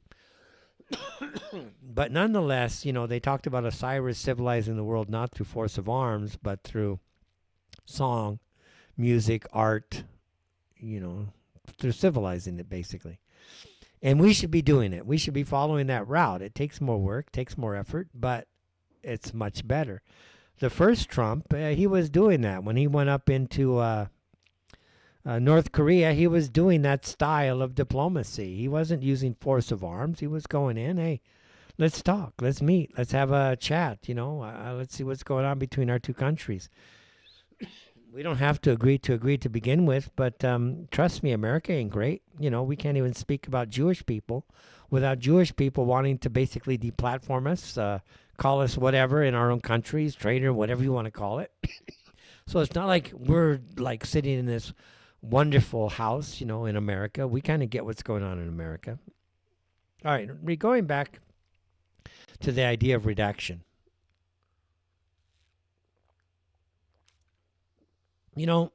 If you take a word from French, which is what they did, and the word in French means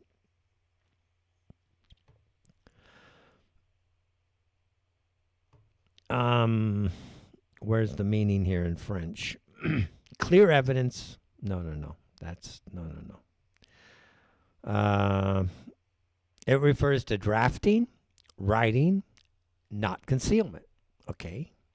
Now, if you talk to AI and say, okay, where is the precedent for redaction? And they will say here, the verb to redact has existed in English since the 15th century from Latin redigere, to bring back, arrange, or edit. Okay, to bring back, arrange, or edit. To edit for a publication, to remove sensitive material. I'm not sure about that. In legal and government practice, in legal and government. Again, but as far as we're concerned, it's a made-up word. Because there is no such thing as dact in English. So you're making it up. You're basically saying this word means this. You're saying it means this. We're saying, what is the practical aspect of it? It's cover-up. Bottom line, it's cover-up. Cover-up is plain English. When I see what you did, you covered it up. It's a cover-up. Redacting is just a fancy word for a cover-up.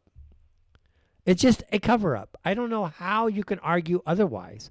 And if you delete the entire page, it's a massive cover-up. It's just a cover-up. Now, what's happening here? There are many, many, many laws being broken by those doing the cover-up. Number 1, 18 U.S.C. 1505, obstructing proceedings before departments, agencies, or congressional inquiries. If redactions are used to impede a lawful investigation, this one can apply. Now, here's my point. They always say we're here to protect the victim. Okay, first of all, is the victim alive? If the victim is dead, you're not going to protect the ghost. Okay, so don't give us the bullshit about you protecting a victim. If the victim is alive, have you contacted the victim? Have you gotten the statement from the victim? These are questions I would want to know on every single redaction. Don't just give me a blanket bullshit. Oh, we're protecting the innocent. We're protecting the victims. I'm not interested in that. I'm trying to get to the bottom of a massive conspiracy inside of my government that is essentially a blackmail operation of a most evil, sinister kind.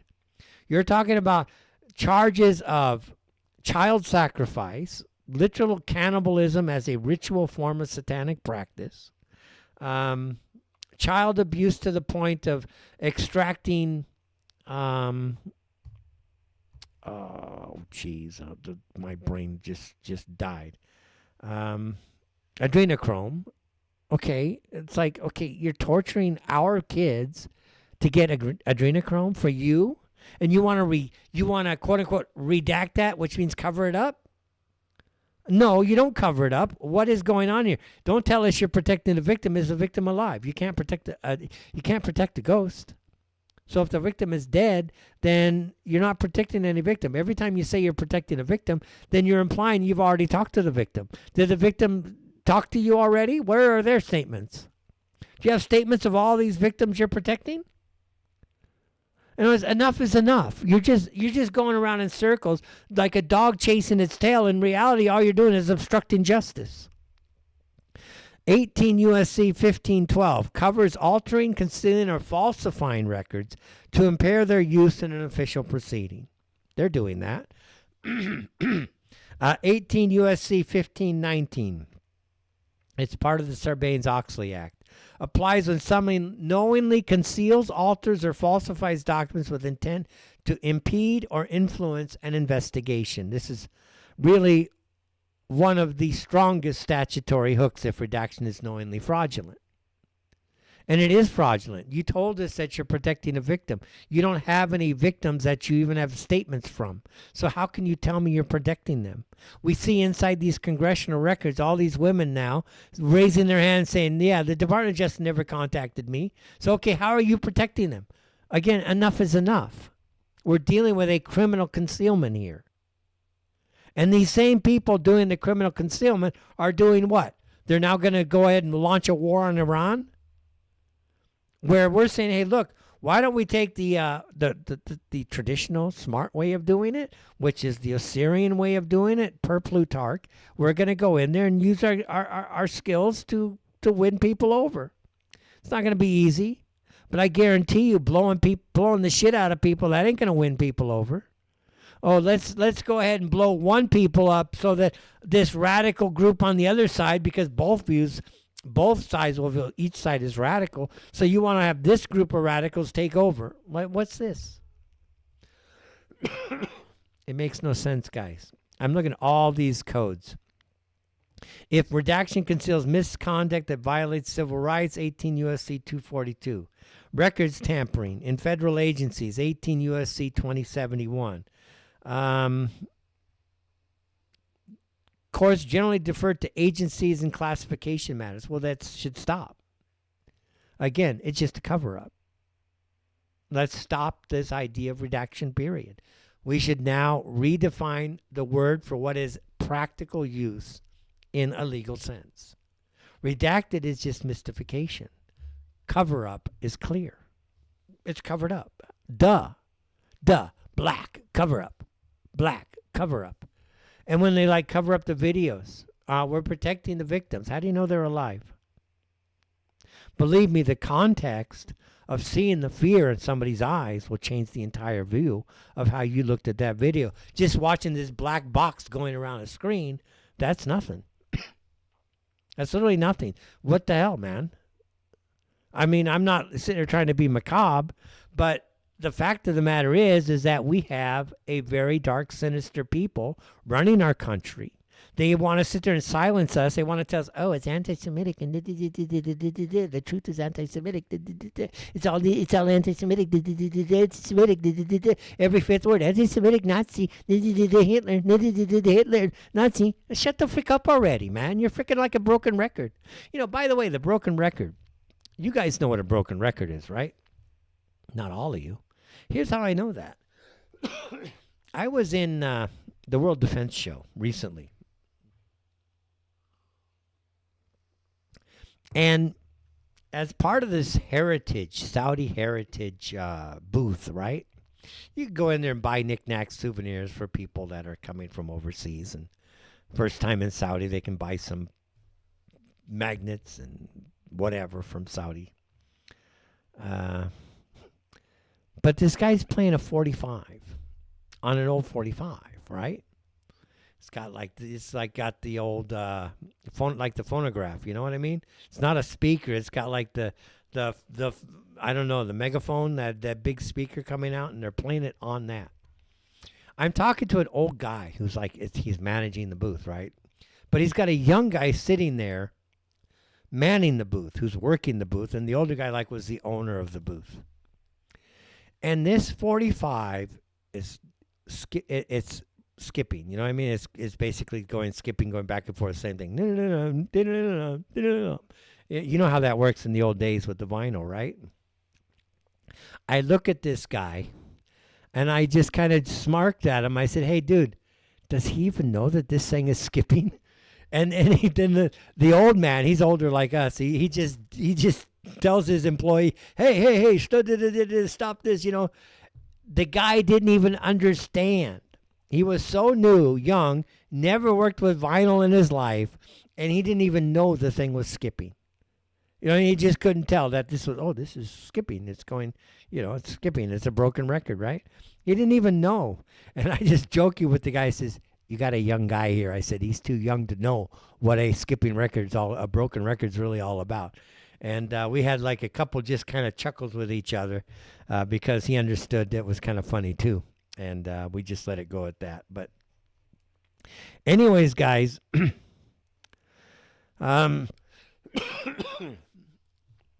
yeah, so the Epstein files are really a massive cover-up. You know what I mean? Just massive. And there's no other way to call it other than what it is. It's just a massive cover-up. All right. Another issue I wanted to talk about is Candace Owens. I'm not a Candace Owens fan per se. She's come a long way since she was working for Ben Shapiro. I saw a video of Ben Shapiro. And like his eyebrows were so freaking huge in this video. I'm like, what the hell is this, man? He looked like Charlie Chaplin, you know, back in the day, Charlie Chaplin in the silent movies, giant freaking eyebrows hanging on his head. It's like, what the hell is this? Did you glue those things on or what, dude? Those things are massive.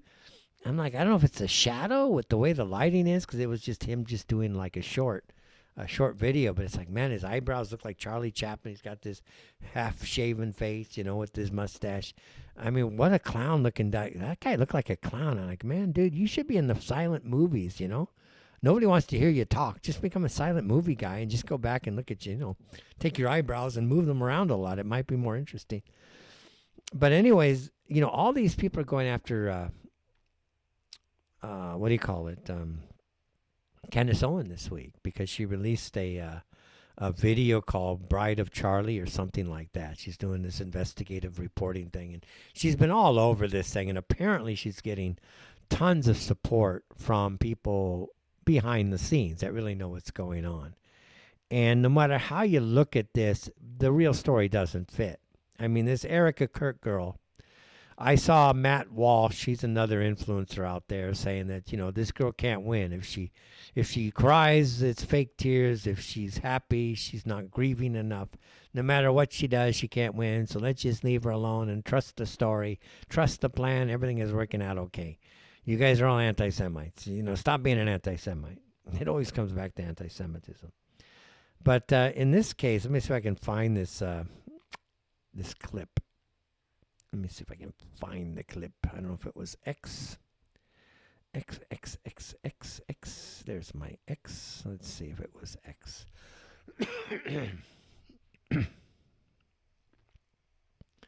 Good. I get to Don Bongino next. Anna Kasparian. I got to talk to her too.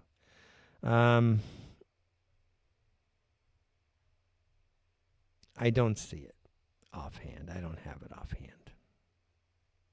So anyways, my point here is that there was a huge effort this week to just completely discredit her. Everybody's talking about evil, vile, and what everybody has to understand about social media at this stage is it is a what we call a force multiplier. This idea was perfected in the color revolutions 2008, 2009. And you would use these various groups to force multiply everything on the internet. And that's what's going on inside of Iran, too. These are force multipliers, getting people emotionally invested, bringing them out. Some of them are the instigators. Some of them are actually organic because they're being led by the force multiplication of the media. Hey, come out. We're going to take over the police station today. Everybody come out. It's going to be great. It's going to be a lot of fun. Let's go. Let's go take over these tyrants, you know, and so people come out and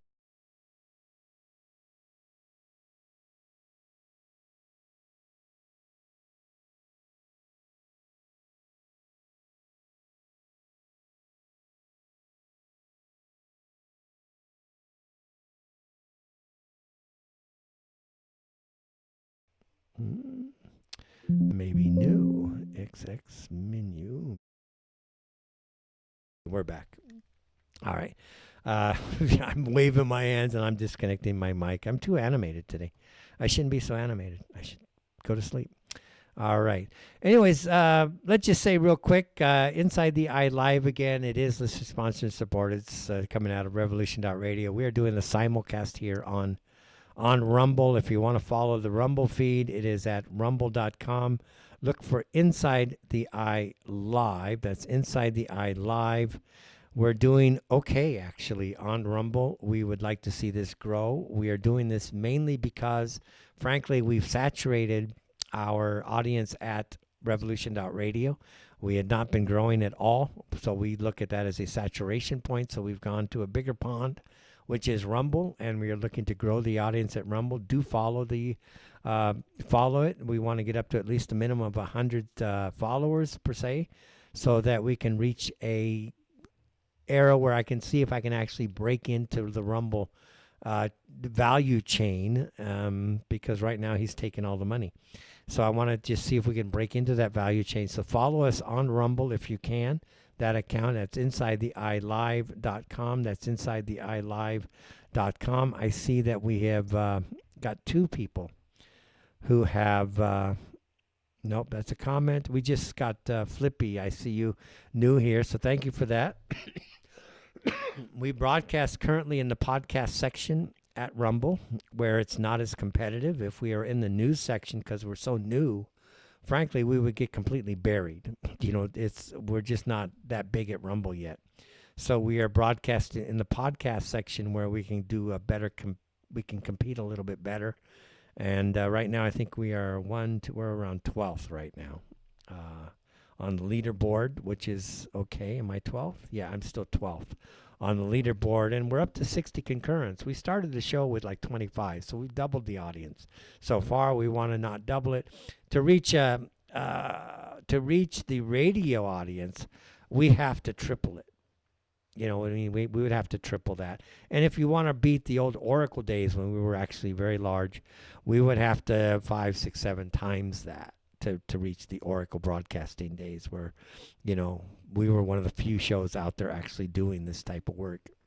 Now it's highly monetized. You know what I mean? It's very competitive, highly monetized. And a lot of it is done by the video, not by the podcast. You seem to have a podcast, video podcast, something like that. So let's see here. Oh, I see people whining to me on X. Yeah, it's like it's a war crime. Well, whatever, dude. At this stage, it's whatever. All right, where were we? Oh yeah, also the attacks this week on Tucker Carlson were actually amazing. But the main one that I have is basically the attacks on Tucker Carlson. The Jewish groups has really gone after Tucker Carlson this past week, mainly because he's out there virulently arguing against going to war. Now, we've lost that argument. Trump has committed the United States to war with Iran. Now we're going to have to watch it play out. How Iran responds, who knows? Do they shut, for instance, the Straits of Hormuz? Okay, we will find out. Do they mine it? Do they shut it? I don't think they're going to do it because so much oil from China floods through this area, and China needs the oil. But I do understand that Russia has just brought in a massive number of extra oil and fuel into China to cover for the possibility of this strait being shut down. So whether or not it gets shut down, we don't know. If it does get shut down, Russia has already given China a contingency, like an emergency strategic reserve, just in case it does. So China is going to be able to, basically wait out a month or so. I'm not sure how much, but they're going to be able to wait some out. And of course, Russia can always increase production for them. A key question, of course, people are asking here is the Iranian strikes. How are they going to strike? They've already done a second wave now against Bahrain. And here they use their Shaheds, their kamikazes on, again, the U.S. base there. So it's possible that by the time this thing is done, the U.S. base in Bahrain is going to be basically largely flattened. We'll see how strongly the Iranians take this. Yeah, it's fascinating, though. Obviously, it's going to be fascinating. Not that I'm a war cheerleader here. I'm not. But the reality of it is that the United States vis-a-vis Israel, or we should say the Israel vis-a-vis the United States, They do not have a what do you call it? A reverse gear at all. They just don't. I heard the Iranians recently saying, leadership saying, hey, look, we really don't have a problem with the American people, but we definitely have a problem with the American government policies. For the American people, why do we have a problem with the American people? We understand their media is not honest. We understand all that. But at the end of the day, the American people are not a threat to us. But the policies of the American people are absolutely disastrous. But as you can imagine, it's going to get worse in Iran over the next month or so if this carries out for more than the 12 days, which I assume it's actually going to. All right, going into the final half hour, everybody. Back with more right after this. The meaning. All right, everybody. Welcome back. It is the Fetch Inside the Eye Live. Intelligent media for the politically aware, coming to you again from Riyadh in the Kingdom of Saudi Arabia. And it's, I want to get up and, it's too late now. I want to get up and open the window. They stopped the jackhammers, and I want some fresh air. It's just fresh air is good. All right. So anyways, guys, welcome back. And want to thank everybody again. We're now just half hour to go in the show. We may do, again, an additional segment for the Rumble audience, kind of like a bonus Rumble-only type of feed coming up after the radio broadcast ends in the next half hour. So as long as the numbers stay where they are, we'll go ahead and do that extra half hour for you on Rumble. And again, you could join us on Rumble at rumble.com, of course, Inside the Eye Live. Inside the Eye Live. So if you go just Inside the Eye Live, find that channel. Follow the channel if you can, because we're trying to grow the numbers here. I see many things here. We have a great audience, actually, also in the Rumble, meaning a great chat. A lot of great comments in the chat. Claxon SS, I see you got some really cool stuff. Tatanka, you've also got some stuff. Play the part of Trump's speech today when he says blood and guts. I didn't see it. You know what I mean? I didn't see it. I would play it if I don't, but I don't have it. That's true. You guys get the part about Jews are trying to control the language and the meaning of the words. That's true. This is a very key thing here. Thank you, Tatanka, for your comments there. And let's see. Yeah, we won't see. Again, we have a huge problem with our Department of Justice, which is essentially Israeli-owned. I do want to get into Bongino a little bit. Look, Bongino is, he owns this network, okay? From what I understand, he owns this network with a guy I'm not too keen on, Lutnick, okay? So I'm basically broadcasting on a platform that isn't necessarily people that I would want to associate in real life type of thing. But nonetheless, I'm here. They have a very good platform when it comes to free speech. Now, I'm not saying these guys are involved in the day-to-day management of the actual platform. We get the frick out, man. Cats are like chasing each other and running into me, knocking things over almost. They do that. I got a little cat. I called her Tina now. We got problems with the cats. Okay, we don't normally do, well, we do cat reports every now and then. Cats are like our breakup stuff. My Ling Ning cat, she's like the matriarch. She's like not too happy right now. She's been hissing at everybody.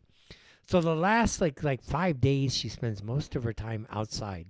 Comes in, grabs a bite to eat, kind of sleeps for an hour, 4 hours, 6 hours, then goes right back outside. And my black cat, Panther, he was a sweetie. He's gone outside and he never came back. So I've lost 2 cats, essentially. And then I've got Tracy. She's had kittens this week. Actually, she had them the night of last week's show, actually. And we woke up, there were 3 more kittens now. So I've lost 2, gained 3 type of thing.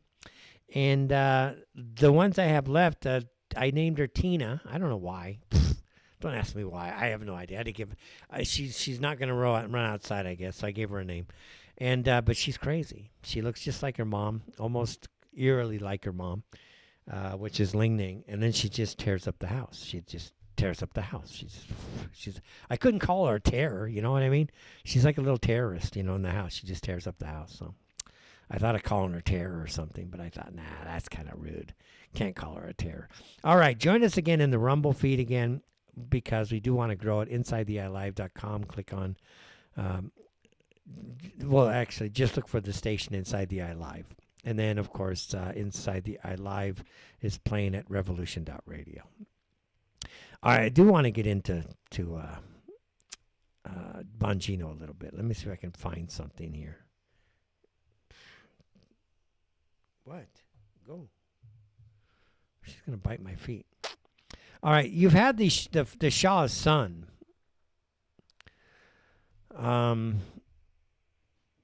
Former Savak, I guess, but I don't want to play that. It's a 3-minute clip, so we'll skip that. But here's Bongino.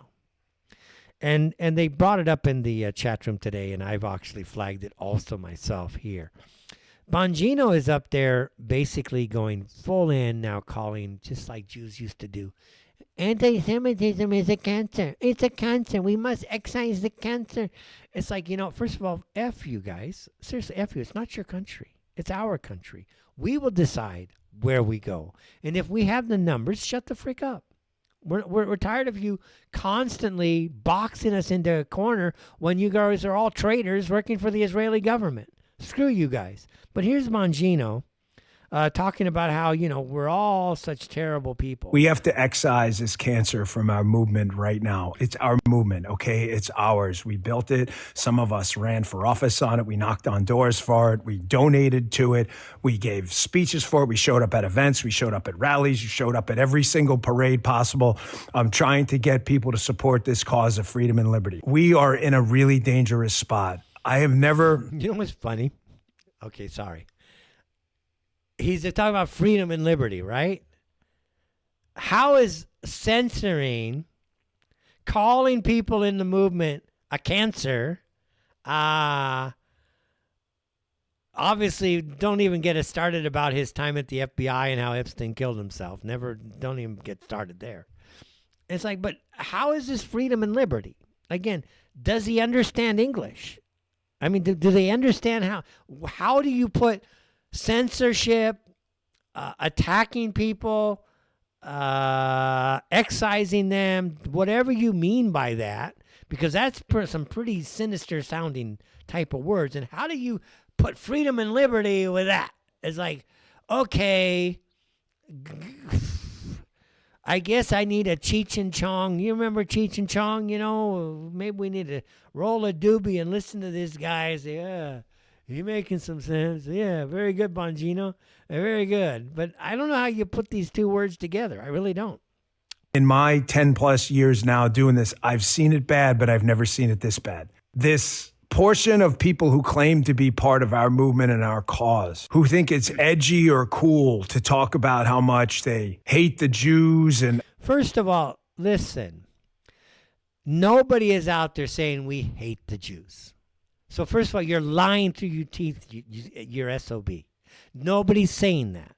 What we are saying is that we don't want Jews controlling our country. We don't want Jews selling us out to Israel. We don't want Jews deplatforming us. We don't want Jews telling us what we can and can't say. That has nothing to do with, quote unquote, hating them. We don't want Jews to be taking our money so they can just basically level Gaza. We don't want Jews to be drawing our country into war against Iran. That's not hating on somebody. That is basically having a political position that says, screw you Jews, you're a minority, we're the majority, we are going to start to vocalize what we want for our republic, not what Jews want for the republic.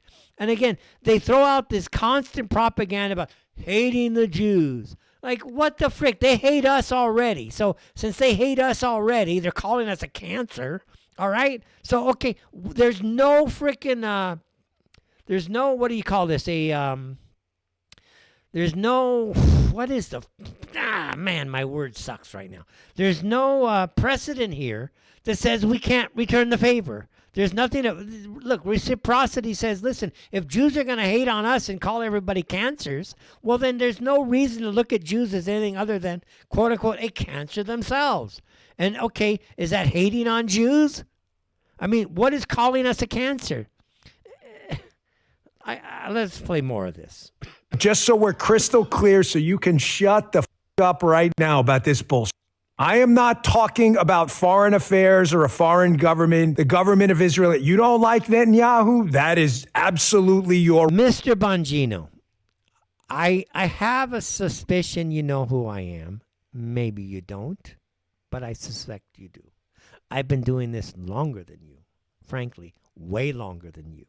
We were creating this movement through the alt-right, through basically fusing the Tea Party with this conspiracy that Jews are bringing to our channel that now is mainstream that you're complaining about. We were doing this way back in 2014, 2015, 16. We were getting 8, 9, 10,000 views on a platform that basically was pure organic, peer, whatever you want to call it, back in the day when it was really hard to even get an audience, all right? So we've been doing this a long time. All of the talking points that are out there today, we were talking about these talking points literally 15 years ago, 14 years ago. You're not new to the game, dude. You're 10 years into this, but we were ahead of you, way ahead of you. And he's sitting there wants to talk about hating on Jews. And we've been doing this for so long, and it's never been this bad. You know what? How bad was it when everybody was getting deplatformed? All right? When we basically said something about the LGBTQ community, next thing you know, we lost all of our accounts. And you want to link or try to decouple the LGBTQ community from Jewish groups? You're out of your freaking mind. You want to try to decouple the immigration issue from Jewish groups? You're out of your freaking mind because you can't do it. They're all part and parcel of the same group. They're all part of the same agenda, dude. Now you want to call effing this and effing this. Too bad, dude. Too bad. Seriously, just too bad. Right. Make the case, bro. I'm also not talking about censorship. You want to go out there and talk about how much you hate people who are... Do your thing as long as you're not breaking the law. What I'm talking about are people who are trying to infiltrate our movement and destroy us, and the lib media is gleefully playing along. No, here's the issue. Bongino's group, very successful. They brought in a lot of mainstream people, but they didn't solve the problem. That's the issue. The problem has been clearly voiced by us and the alternative right, which you called the alt-right. I wasn't part of the alt-right. I was the influencer, one of the brainchilds of the messaging back in the day.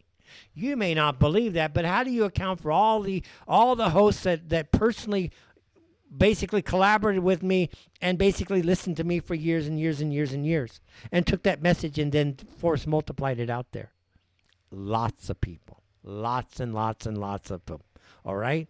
Now, he's trying to say that you can hate on people. He just said that. You can hate on people. Listen to what he said.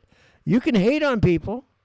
Talking about are people who are trying to infiltrate our movement, bro. I'm also not like Netanyahu. That is absolutely your right. Make the case, bro. I'm also not talking about censorship. You want to go out there and talk about how much you hate people who are...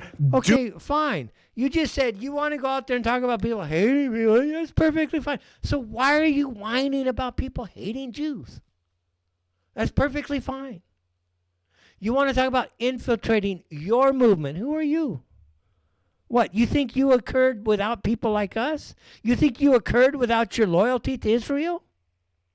So all you're saying is that you're upset because your loyalty to Israel group is getting infiltrated by real MAGA people. They're ones like us who are real patriots, real American patriots who want to see things good for America. But listen, we're like the Hitler of the old day, dude. We don't want to see bad things for Iran, bad things for any other country. We don't want to see bad things for China. We want good things for all of us. You know, you really, guys, if you want to understand my philosophy, go back and read Plutarch's on Isis and Osiris. Read it. Understand it. You'll get a better understanding where I'm coming from. When it says Osiris conquered the world not through force of arms, I'm not in with trying to conquer people, spreading democracy. Okay, that tells you in the whole book of Plutarch on Isis and Osiris, Bongino's in with the people trying to spread democracy through force of arms. Okay? He's all about Israel. I mean, not just that, but maybe spreading it through criminal activity towards children. Your thing, as long as you're not breaking the law. What I'm talking about are people who are trying to infiltrate our movement and destroy us, and the lib media is gleefully. See, and here's the thing: the lib media, it's Jewish media, dude. Okay, it's Jewish media. Sorry. 94% of the media is owned by the Jewish. Okay, is it liberal? Yeah, but liberalism is a Jewish construction. You know what I mean? We don't want to just sugarcoat everything anymore. The libs are oh, come on, dude. It's Jewish media, all right? And we've been dealing with Jewish media since the days of Henry Ford. This isn't even new, okay? It's not new. This is literally going all the way back to Henry Ford days. America has been dealing with Jewish media, which is now morphed into liberal media because there's lots of people that aren't Jewish, but they, whatever. It's Jewish media, okay? He who owns the purse controls the editorial, okay?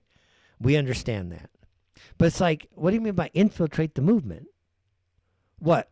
It's your movement? Okay. No, it's not your movement because we consider this to be MAGA. MAGA, I'm not a MAGA guy by any stretch. MAGA is basically a neocon, Nazi, not Nazi, I don't want to use that term.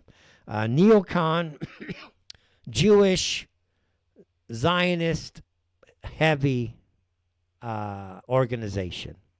Its main base appears to be the neocons and the Christian Zionists at the very top. Also, I guess a lot of the Catholics in there with Steve Bannon, etc. But it's like, whether or not the media, we don't care if they're gleeful. Who's the media nowadays?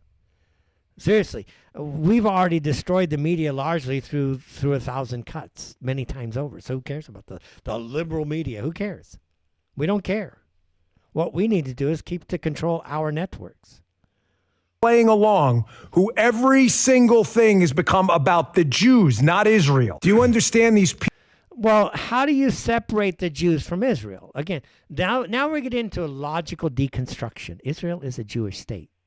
So how do you talk about Jews independent of Israel and Israel independent of Jews? You can't. It's logical. Furthermore, what Bongino doesn't seem to grasp is something very simple. Jews have defined what is quote-unquote anti-Semitism. Since it's a made-up word, they want to control what the word means. What we would say is that anti-Semitism is essentially a recognition of the truth. Anti-Semitism would be against homosexualism. Anti-Semitism would be against Jewish genocides. Anti-Semitism is against everything that Jews want to do to harm other people in their own countries, like mass immigration. In other words, you can just swap out Semitism for anti-Jewishness. It's okay, it works, because it's the same thing. Semitism has within it something very difficult, because Semite has the word smite in it. You know what I mean? And so it's like, what are these, all the smiters? The people that go around and murder everybody, and we're supposed to be against the, you know what I mean? Those who are, it gets confusing when you start to look at words and deconstruct them. What do you mean by Semite? You know what I mean? Semite. Okay, it's got the word semen in it. Okay, what happens when that gets involved? Okay, it hits the egg solidifies, it doesn't decay. Yeah, okay. Could you consider that a parasitic thing? I'm not sure how I want to work with that one. It's like, dude, what does it all mean? See, we're not here to, we have to reconstruct our language, because we've had 100 years of Jacobsonian linguistics, which is a Jewish construction brought to you by this Jewish emigre group after the war, and basically imposed upon us through the linguistic capture of people like Chomsky. So it's like, okay, we have to understand the words we're using are very important. I'm not communicating to you through singing a song, and if I was, I'd be using words or dance or any other or art form. I'm using just words. What's Bongino using here? Just words. So we have to really focus on what the hell is really going on with our language. This is one of my pet peeves. People are insane. Do you know where this goes? You know where this has always gone? And it is death and destruction. And when you have a... No, actually, that's not correct.